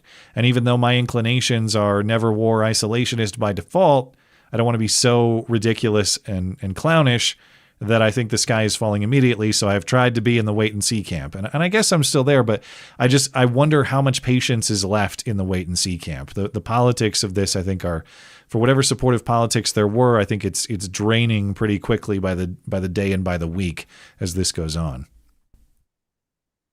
Joshy? I'm sorry, my cat was just Let's get into email questions. Figure it out. All right. I got 2 names on my screen. The first is Bro Kendick. Got him! Got him! All right, bro. What would be the top 2 major metropolitan areas that you would want to live in if forced to move to one? What about top 2 that you would never want to live in? So by major metro area, I'm going to say the qualifying candidates are the top 50 largest metro areas in this country. And I was looking at the list. Are we just picking this country? I assumed, yeah, like American metro I assume is the rule. So it's not a very attractive list to me, and I wouldn't expect it to be. But after scrolling through, number 1 I'm going with personally, I would go to Salt Lake. I would go to Utah. I think that's pretty comparable to Montana mountain life, red state. wouldn't be a drastic change of lifestyle for me. Number 2, and I'm actually kind of debating this, because honorable mention for me is going to be Nashville. I hear good things, but I've never experienced it. So maybe you tell me it's overrated, because my number 2 is actually Las Vegas. I think that I could live a decent life in Las Vegas, reasonable state, although it's kind of purple. But likewise, sort of similar mountain lifestyle. I don't think Nevada politics are going to be completely insane. So I'm going, and not that I would love to move to Las Vegas, given, Sin City and all that, but given the list here, I think that Las Vegas is a place I would be relatively happy in. Nashville, I just hear good things, and I know it's trendy and everybody's moving there, so that was my honorable mention. That's why it's bad, because it's trending and everybody's doing that. And anybody who's you find that's country there is actually fake. It's shit. Okay. There are some nice areas in Nashville, but everybody who's moved there is fake. I'm just letting you know that. I bet it's better than my worst ones. These are the 2 I'm never going to move to, and it's a combination of 2 things. It's weather, as in I'm not going to do well in the hot, humid weather, whether that's the South or the, say, Southern Midwest. And I also am wary of crime, okay? We can call it KTLA activities, however you want to characterize it. I just don't want to live in these criminal hellholes. So Memphis is out. Memphis is the Sodom and Gomorrah. It is the ass crack of Tennessee. And St. Louis is out. And Baltimore would be out, but I could only pick 2. I will say that if Iran made good in its promises and nuked the United States and hit Memphis, I would not shed a single tear. Praise Allah, indeed. I'm not converting, but all right, you could just recognize a little Allah. That's all. Yeah, all right. I was like, I don't know. I'm not a big city person. I know I live in Chattanooga. It's not big in comparison. Is it on the list? It's probably not the top 50 metros, right? It's 99th. It's 99. Yeah, it is nowhere near, but we are getting bigger, and we're getting a lot of Californians over here. So we're getting a lot of Westerners. Do you guys have official opinions in the top 50? You want to see me scroll it a little more slowly? I mean, like I said, if you see an absolute no or an absolute yes, make a call. Well, that's the thing. I haven't traveled that much. I wouldn't go to Ohio. So fuck that. Or Cincinnati. I hate Cincinnati as well. No. I'm sorry. No? Any picks? Cleveland, Ohio is what I meant to say. Cincinnati, Ohio. I also actually just Ohio in general. Well, okay, so we're shitting on all these places. Where would you move? Let's just leave it there. What are your 2 picks for places you would go? Just in the U.S. or? Well, these out of this list, the top 50 in the U.S., top 50 metros. Maybe Atlanta. Atlanta? That's maybe. That's pretty much as bad as Memphis. It is, but Memphis is worse, I would say. Okay. You would rather live in Atlanta than Salt Lake or Vegas? Well, actually, no. I would like to live in Vegas, right? All right, so meet me there. Okay, yeah. I'm just not. I mean, I haven't traveled to too many big cities, and it's hard for me because I purposely avoid big cities. Yeah, well, maybe Dallas. Dallas has to be in here, right? Yeah. Yeah, it was. Yeah. That's got to be up toward the top, I would think. Yeah, it's number 4. Yeah. Okay. Dallas. I'm sure that's fine. Well, Little Rock is not in the top 50, is it? No, I don't think so. No. Robert, you got any picks? Sure. I'm going to go ahead and pick several that I like. I love Dallas. Now, fair disclosure, I used to live in Dallas. It is amazing. I would move back. Then any city in Florida that is not Miami. I could not do Miami, but the other ones, sure. So you got like Tampa, St. Pete. It's just too damn probably hot Orlando's got to be in here. Yep, I would do any of those. Jacksonville. Then Oklahoma City is there. Oklahoma City it's quite incredible now. It didn't used to be. Now, I lived in West Texas for nearly 20 years. I'm very kind of connected to that area. Oklahoma City used to suck. Now it's quite nice. And so, yeah, I feel like there's good places on that list. I mean, I have no doubts. I just haven't traveled that much. Hopefully, I'll be able to do that soon. I just never liked big cities. Oh, and I saw Birmingham was on there too. Oh, yeah. Okay. 48th. That snuck in. Yeah. Okay. Beautiful. I mean, I can go visit Birmingham. That's not too far from me. I'm avoiding the South, man. I don't think I would. I don't think. Look, there's nothing wrong with the South. It's just a weather thing. To me, it's a weather thing. Well, yeah, that's how I feel about the North. I mean, it's way too cold up there. Yeah, I'm the same way. I would not move up north for anything in the world. I want it to be hot all the time. If it's below 80, that's frigid. I'm not doing it. Other than I could do 70 motorcycling to the Arctic Circle. I can do between 60 and 70 and above. 50 and anything below 50, I'm just not good for. All right. I agree. Thank you, bro. Next up, Vig Vagina. Vig is always here. That's disgusting. I'm careful every time with Vig because I know one of these times he's going to get me. Or she. I don't know. Your past comparison between U.S. foreign policy and dealing with neighbors or an HOA seems incomplete. Those latter two operate with a clear legal state and federal frameworks, whereas the international system lacks enforceable rules and relies largely on voluntary agreements with limited penalties. Does this difference matter when shaping U.S. foreign policy? If so, does Donald Trump's statement, "My own morality, my own mind is the only thing that can stop me," represent a justifiable approach? Now, I think I understand the distinctions you're making.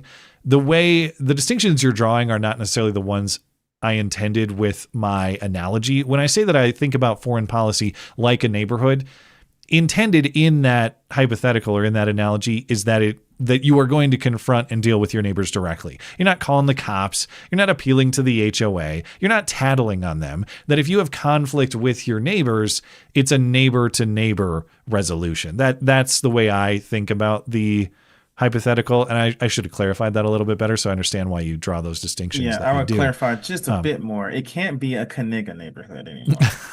Okay. Okay. Right.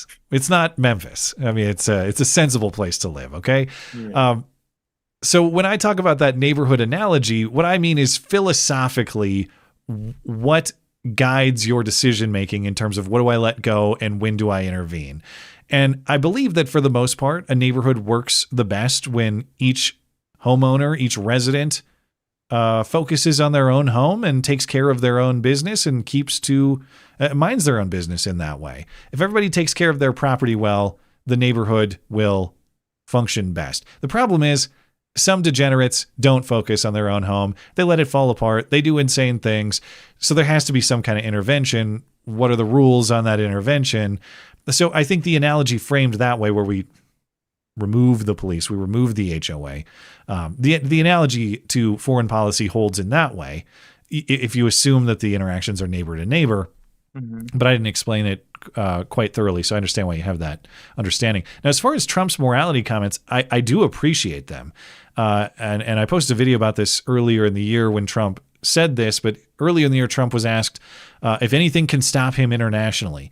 And he said, at the time he said, it wasn't just if those crazy bastards closed the strait, that could stop him. It was the only thing that could stop me is my own morality, my own mind. And that was treated as a crazy answer by many in the media, but it's not. It's correct.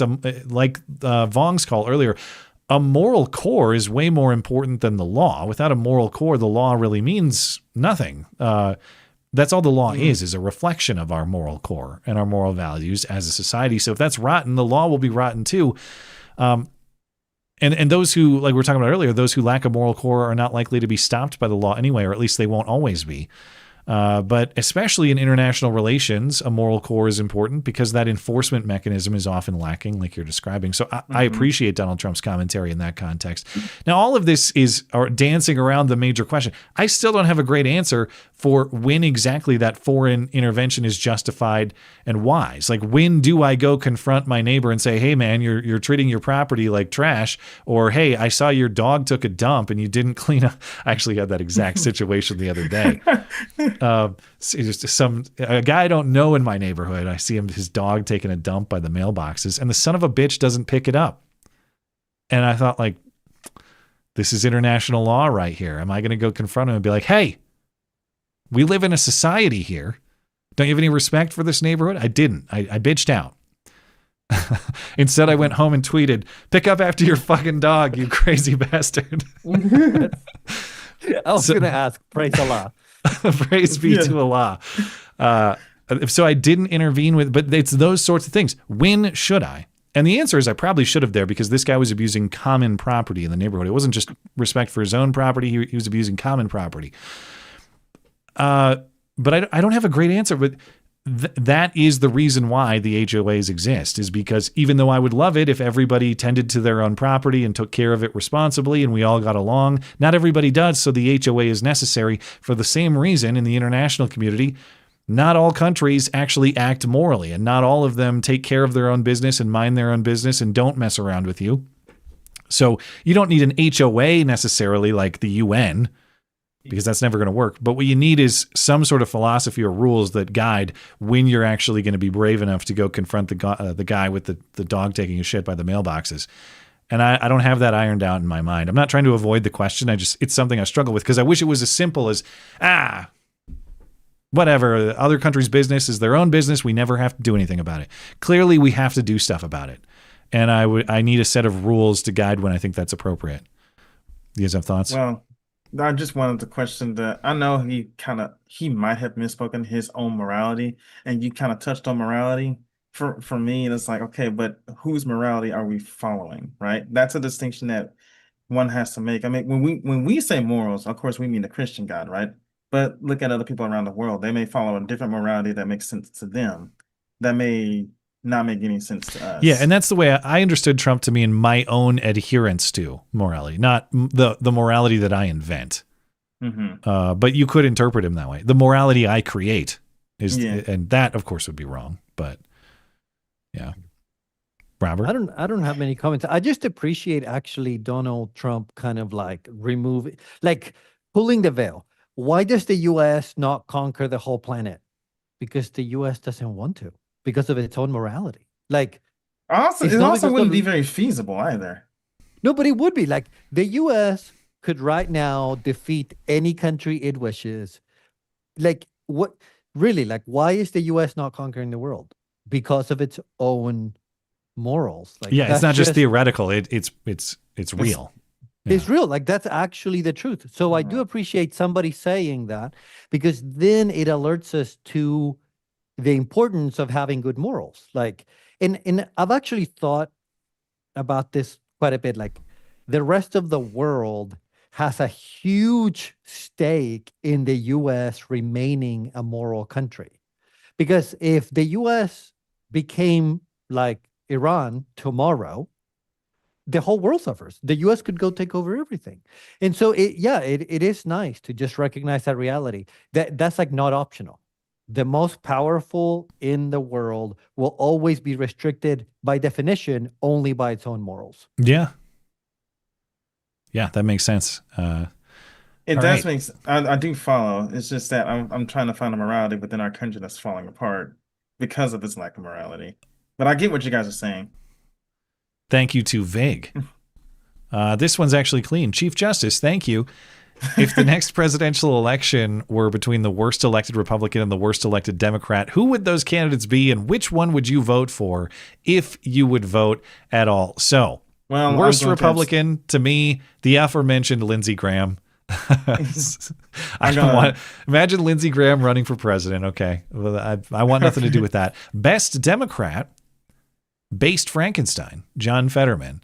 So in a hypothetical Lindsey Graham based Frankenstein presidential matchup, how would I vote? To me, that election is pure clown pill regardless. I think I would vote Fetterman, and I don't know what policy would necessarily be drastically different under those two administrations. I'm sure there would be differences, but would they be so different that clearly I made a grave mistake in voting based Frankenstein over Graham? What do you guys think? No, I'm with you. If that's the option, Fetterman all the way. Okay. I actually like Fetterman quite a lot. I mean, if I'm going to participate in this hypothetical, I actually would vote for Fetterman, mostly just because I think it would be funny. Can you think of other candidates? As in, are there worse Republicans or better Democrats? Oh, dude, I checked out with both parties a long time ago, so I couldn't even tell you. Okay. Does Tulsi Gabbard still count as a Democrat, or is she an independent? No, okay, so we're talking about worst Republicans. Well, she'd be the best Democrat. I mean, she ran as a Democrat. That's what I was going to say. Yeah. Yeah, but she went Republican, though. So we're talking about the war. Yeah, I mean, she went. If she's in the administration, she counts as Republican? No, she officially switched over to the Republicans even before. Did she? Are you sure Yeah, about that? I'm positive. No. If that's one thing I'm sure of for Mama Tulsi, she actually did become Republican. She used to be a Democrat. All right. I stand as of April 2026. Tulsi Gabbard is a Republican, according to Google AI. Even though we're told not to use Google, I just did. Sorry about that. But yeah, she even made an announcement for it. So Mama Tulsi will be the best Republican. We're talking Political about the worst Republican. as an independent and later Republican. Okay, you're right. Somehow she is legitimately a member of the. She joined the Republican Party in 2024. Stand corrected. The only woman in power I have no problems with, and it's not. I have problems. It's not because I'm a massive simp for her. I'm just saying. No, definitely not. Yeah, she's just perfect. Not a simp at all. Man, I can't think of another any other Democrat that I would vote for. Like, I'm trying to come up with any option. What about RFK? Does he count as a Democrat still? And by the way, all these people, RFK and Tulsi Gabbard's views on guns and a whole host of other things would definitely make me question the vote.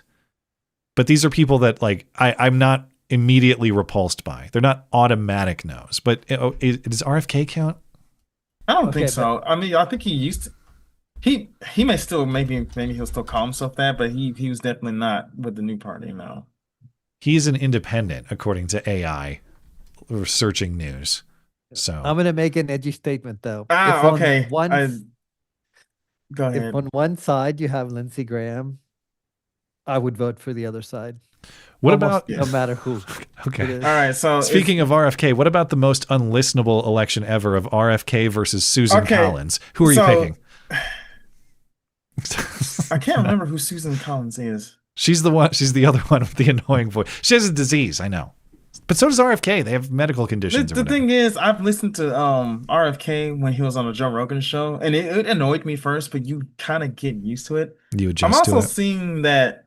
Let's see. Well, everybody's hating on Mama Tulsi right now, but Ryan Jolin Handmaid says that she's pro-abortion. That's the only flaw. She's also said a bunch of bullshit about guns, and she also believes, I think, or has believed in single-payer health care or massive expansion of government health care. All right, look. Listen. That's not bad mouth. Yeah, she has her flaws, in addition to being a woman in politics in general. All right, look, she has a few rough edges, but she's still a diamond. If you say so. All right. I have great taste in women. Anyway. Moving on, I think Robert's correct. Lindsey Graham is probably the most automatic no Republican that almost any Democrat would be like, well, I don't know, maybe. I'd have to. All right. Sodomy Jones and the Temple of Suckdeep. What the is this? Recently, I've read the commentaries, the autobiographical writings of Julius Caesar. Overall, it was surprisingly dull. It was a surprisingly dull and boring read, but one part piqued my interest. Caesar complained about the state of education of his time, namely, how the use of books in schooling was negatively affecting students. Caesar argued that because students could just look things up in books instead of memorizing information, it negatively affected their long-term memory and therefore their mental capabilities as a whole. Ironically, civilization since Caesar's time has considered that reading and using books for reference are necessary to develop an intelligent mind. So to the point where calling someone well-read means they are educated and wise. And this made me think about modern technology's effects on education and human development. Do you and your guests think that things like AI are a net detriment or benefit to education? I'm not talking about obvious things like when people use it to cheat, but when but just the technology itself. For example, do you think it prevents people from learning important skills, or can it remove obstacles to learning? Is it some combination of the two? Always appreciate your thoughts. P.S. Kind of an important P.S. here. P.S. In attempting to find the spelling for Suckdeep, which of course was the name of that Indian truck driver who crashed the truck. In attempting to find the spelling for Suckdeep in my name this week, I made the grievous mistake of typing in Indian truck driver Suckdeep with safe search off. I am thoroughly scarred. My innocence has been stolen, and I am unable ever to look at Joshy Boy the same way again. Are you a homosexual? Maybe. I don't know what No, I'm just what kidding. Joshy has to do with this, but I'm sorry for your fortune. Well, I'm guessing that whatever he accidentally found or purposely found because like maybe gay stuff. He found an Indian truck driver sucking deep by the sound of it. Anyway, As far as I don't. You want to go first, Robert? I mean, I have very strong opinions on this, but first I have to point out the sick burn to be like, I read the writings of Julius Caesar and they were boring. Like, thickest burn I've ever read. So, but moving past that, I was a college professor for a while, and the technology in the classroom is incredibly counterproductive. There's statistics about this. I would tell my students, look, you can bring your laptop to class, but it will not help you. You should just leave it home. And at least with laptops, and I'll get to AI, I'll make this brief. You turn into a stenographer. You are no longer processing information. You have, your fingers on the keyboard and you're just typing everything the professor says. When you have to take notes by hand, you actually have to process, pick out what's most important, and then take notes. It has really beneficial results. And so if on top of now adding laptops, we're adding AI that can answer questions for you. So you no longer even need to know the information in a way that you can process to answer a question. The question is answered for you. I do think that this is detrimental. I think that all the statistics bear this out. I am not against AI. I think AI can be a great tool, but I do think that we need to return to classrooms in which students hear, process, take notes, everything the old school way. It really works better. Yeah, I think that Joshy, you want to go ahead and I'll finish? Yeah, but I kind of, again, well, he kind of said some of the stuff, but I'm more of an auditory listener. I have a tendency to memorize things better if I just listen to it, right? So whenever I'm listening to a debate, I don't actually watch it, I just kind of have it on in the background, and I do retain some of the information. I also like handwriting stuff more than I do like typing it on a computer, because just for me, it just feels more natural. And you do have to think about what you're writing down. It's like, is this note necessary for me to memorize, or is this necessary? And as you're writing it out, right, you're thinking about what you're writing out, and you do have a tendency to remember that more. So, I mean, I guess sometimes there's some AI stuff that I can tolerate, like Glorb. I love his music, right? But I am mostly against the use of AI, even if it's for the better good. I don't know. I just don't like it. I take the classroom points for sure. That if we're going to have human to human, face to face instruction in that way, it makes sense that we would keep it human to human and minimize the machine interventions. And I do think that it is true that technology can have the downside of making us weaker, either in the physical or mental capacities. But I don't think that it means that we should reject advancement. And I'm not saying you guys are saying that. I get it in the classroom context, certainly. But overall, like, question here is, overall, is this benefit or detriment? I don't think that we reject the advancement. We instead have to minimize those weakening characteristics. So I think about this like in the physical context. The technology of the car could make you weaker. You don't have to walk or run. You might not have to move cargo as much as you did in the past. Or you don't even have to know how to use a horse. There are certain physical components to using a horse that are more physically demanding than using a car. And that means the physical challenge for you is lowered. The answer is not to reject cars. It is to maintain physical challenge in your life in other ways. You have physical hobbies that challenge you. You go to the gym and create physical challenge. You get the benefit of the technology while you minimize the downsides. And I think the idea works the same in the mental or the intellectual context. Instead of a book, you now type a question into Google like we did with Tulsi. You get an answer to anything in the world immediately, and it's probably more accurate than not. Now, that means not only do I not have to memorize information, I don't even have to go through the trouble of like figuring out where I would find that in a book without the internet and look it up that way.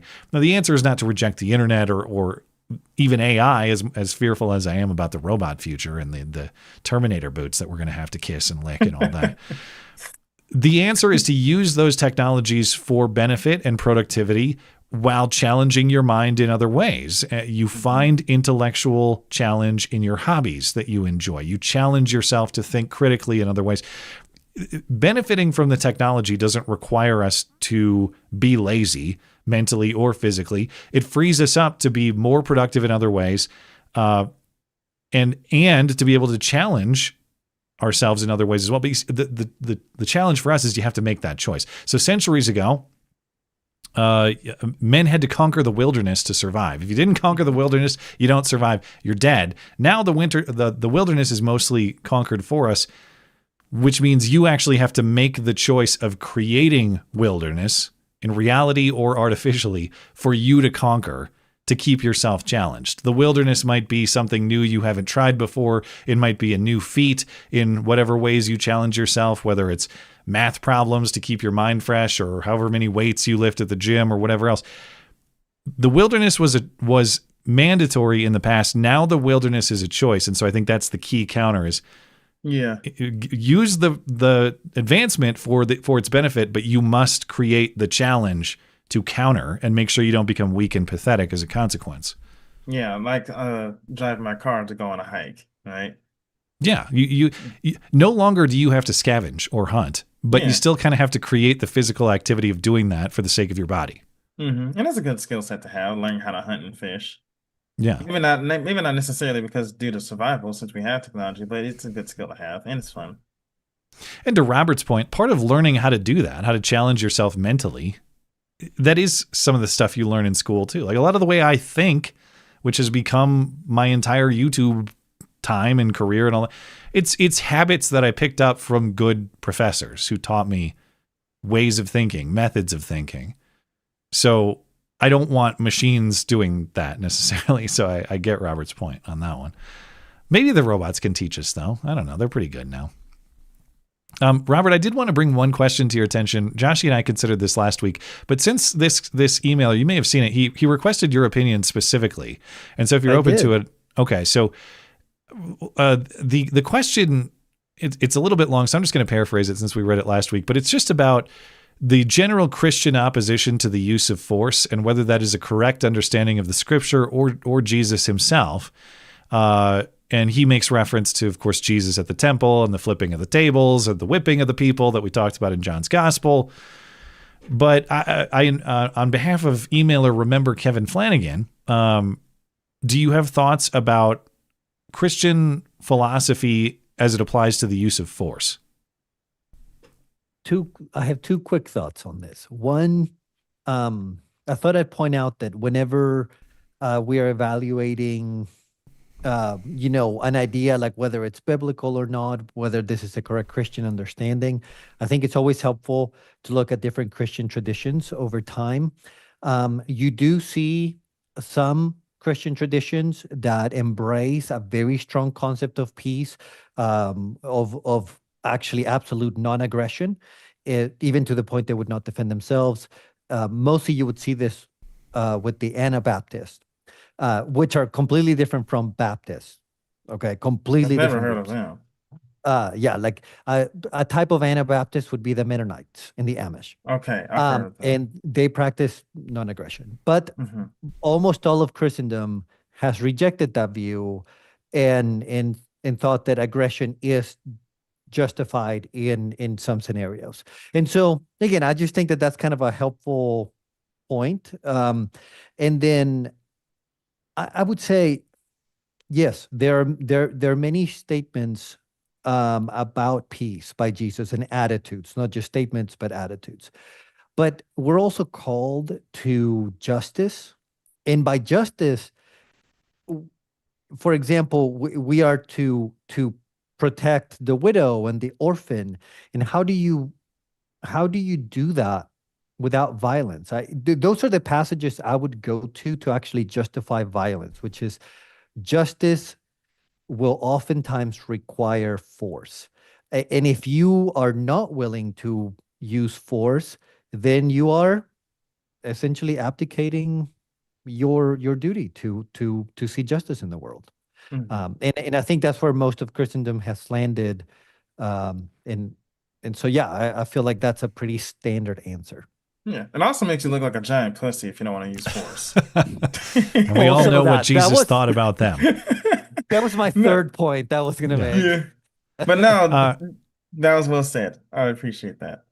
Lastly, Josh, you remember last week we had a super chatter taker 610 who mentioned something about a video of Jesus in a wrestling match and wanted me to search it, and I couldn't find it, and I didn't have the time to. Well, he sent me the video, and so I'm going to offer it. Do you guys want to see this video, or do you consider it degenerate and blasphemous? Look, we're used to it. We're Christians, right? Just show it. I don't really even know the context in which this fits, but Taker610 sent it in. This is, I guess, Jesus in a wrestling match.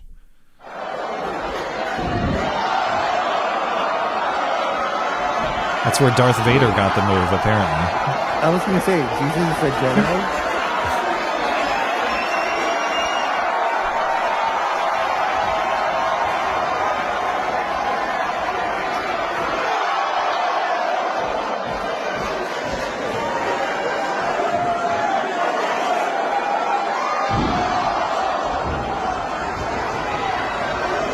Jesus is literally a Jedi. Yeah.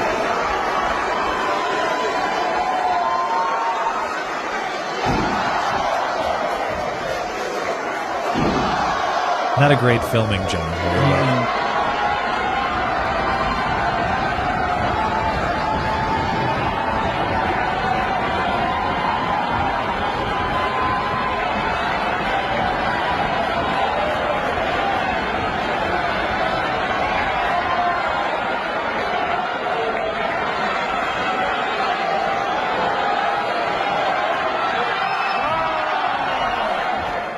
See, Robert was right. Justice requires force, and there's Jesus demonstrating it. That wasn't even Jesus. That was Qui-Gon Jinn's ghost. Exactly. Yeah. I guess they have similar force powers, those two guys. No, I don't know the context of that at all. What did you guys think of the actual acting job? And I don't even mean like, was he convincing Jesus? I mean, for what looks like something of a, this isn't a high level production. I actually found it to be fairly convincing in the physical presentation. I thought it was pretty good. I give it a D-. What? Yeah. I mean, I do think it's sacrilegious. Like, people should not be doing that. But if I'm just judging the acting, the acting was pretty good. Although the writing was weak. Like, again, this is sacrilegious. I'm not saying people should do it. I would not attend that event. But if I'm gonna bite that bullet, then shouldn't Jesus have the power to set you on fire? But, shouldn't he strike you with lightning or something? I don't know. Weak writing. That's what I'm gonna say. Yeah. The guy looks like he was more so trying to cast demons out of him than anything else. Well, if that's good, that's how he should look. And I thought it was more convincing than you're crediting it. But no, it was not convincing. But at the same time, all wrestling is fake and gay. now you're picking fights. Okay, appreciate the emails and voicemails this week. As a reminder, if you'd like to submit an email or a voicemail or text message for the show, mattchristiansenmedia.com/contact is the way that you do that. We got a few super chats. We'll get to them. We will call it a night. Let's see what we have here. I'm surprised you never get a lot of text messages. No, for whatever reason, people generally don't do the text thing, but that's okay.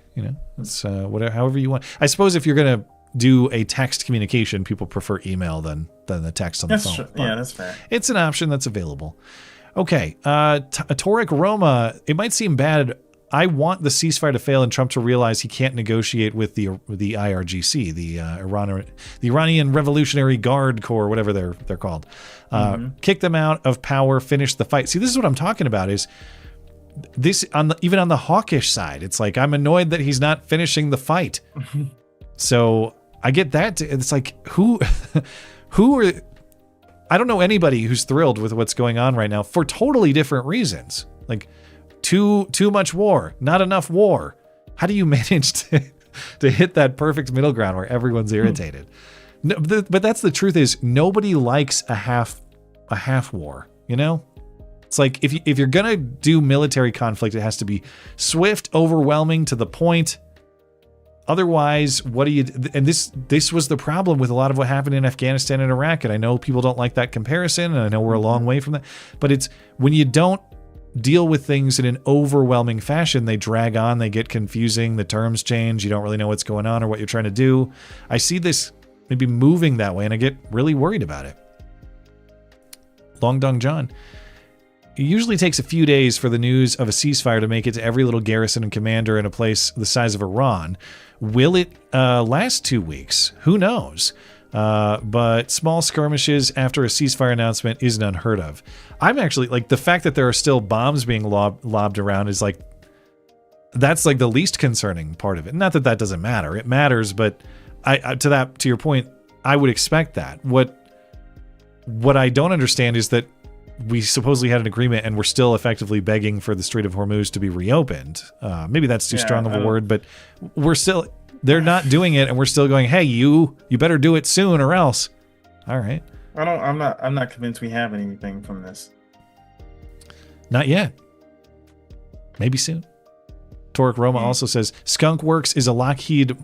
It came in Lockheed Martian, but I won't get duped like Rhonda this time.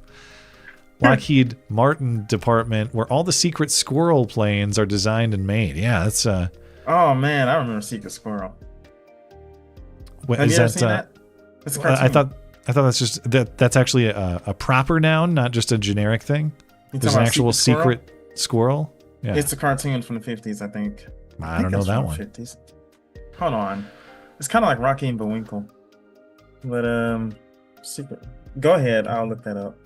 Injured Guardian, which came first, your Nicole Arbor video or your Katy Perry thinks that us all hugging each other more often seriously deters terrorism video? I don't even remember that one. I remember Nicole Arbor. I didn't even remember Katy Perry. Was that a thing? Katy Perry said we should hug each other more to deter terrorism.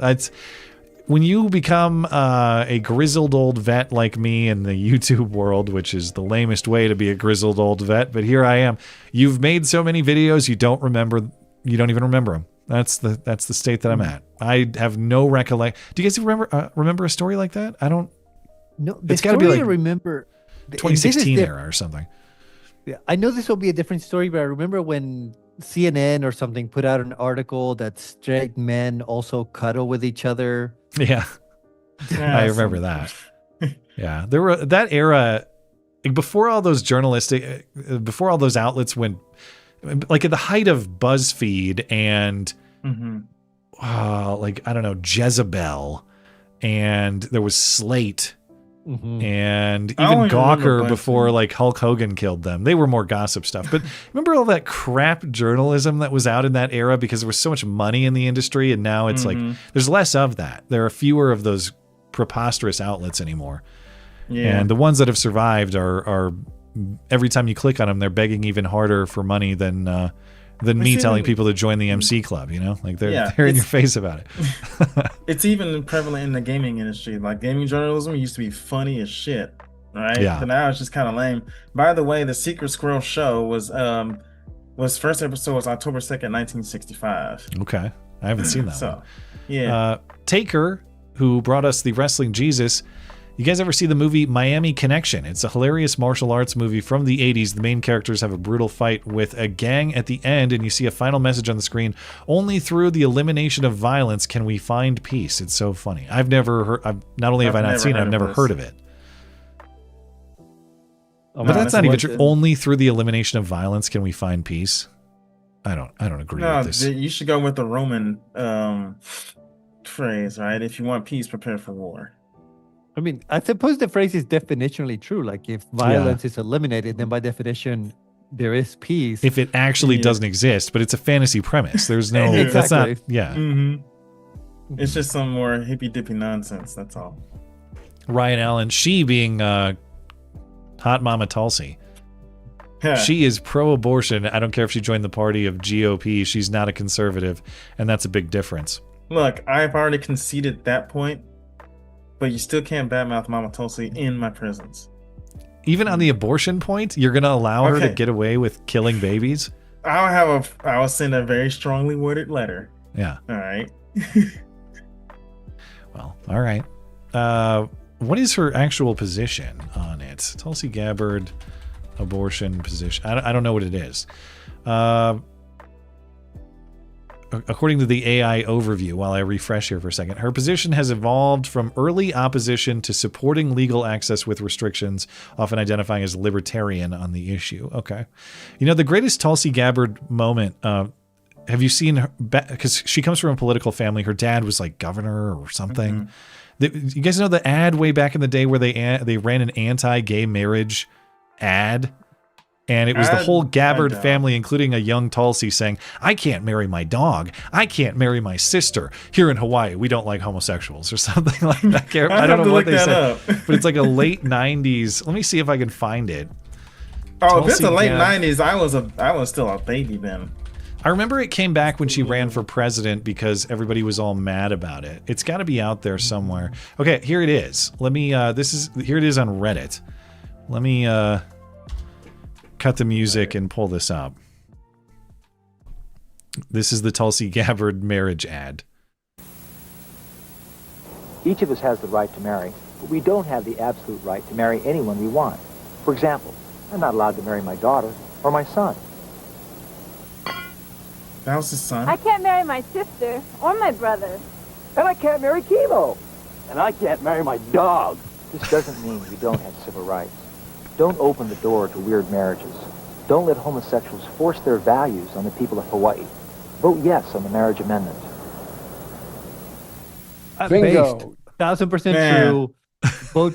I would vote for him right now. Look, that was when I still had. Well, actually, when was that aired? What year was that? It's 1998. 1998. How old was I? I was born in 94, so I was 4 years old. That was back when. Well, I couldn't believe in anything because I was 4 years old. But that was back when we was a country. That was back when the Republic was still working. Just like Rick Santorum, when I hear, don't open the door to weird marriages. Hey, wasn't that the truth? And we were all so foolish we didn't listen. We opened the door to weird marriages, and here we are, suffering the consequences. That guy's rolling in his grave. I think, okay, just a couple more here, or one more here from Taker.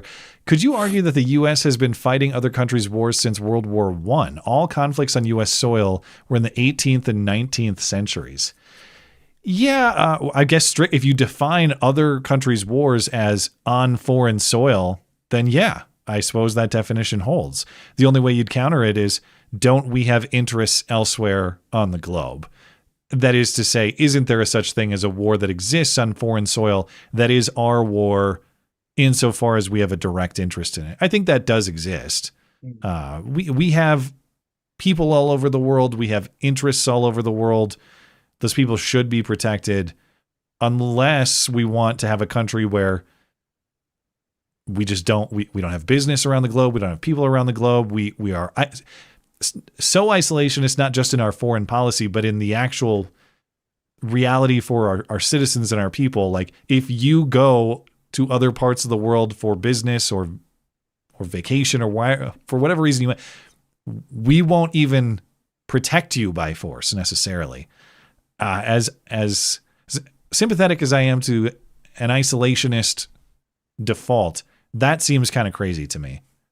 That we will never, that there's no such thing as our interest that exists off our soil, right? Mm-hmm. You guys, would you agree with the premise that we haven't?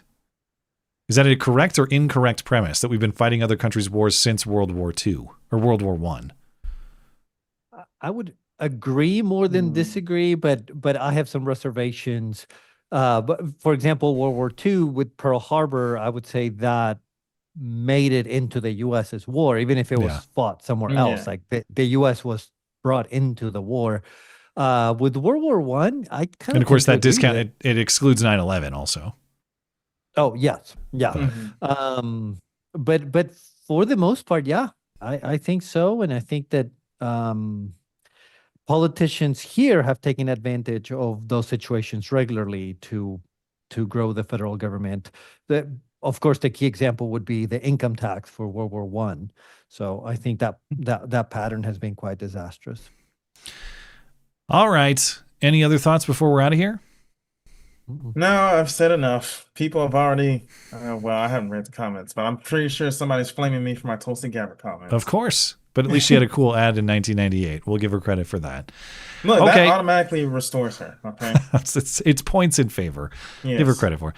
All right. Thank you for tuning in tonight. Thanks to our live chatters and super chatters for making the live show a success. If you're listening on demand later, thank you kindly as well for supporting the show. Thanks to our callers. Thanks to our emailers. Thanks to Robert and Joshy Boy for joining. Thanks to producer Tim for his assistance as always. MattChristiansenMedia.com. MattIs.gay. I will be back on Sunday. Have a great week. Until then. Good night, everyone.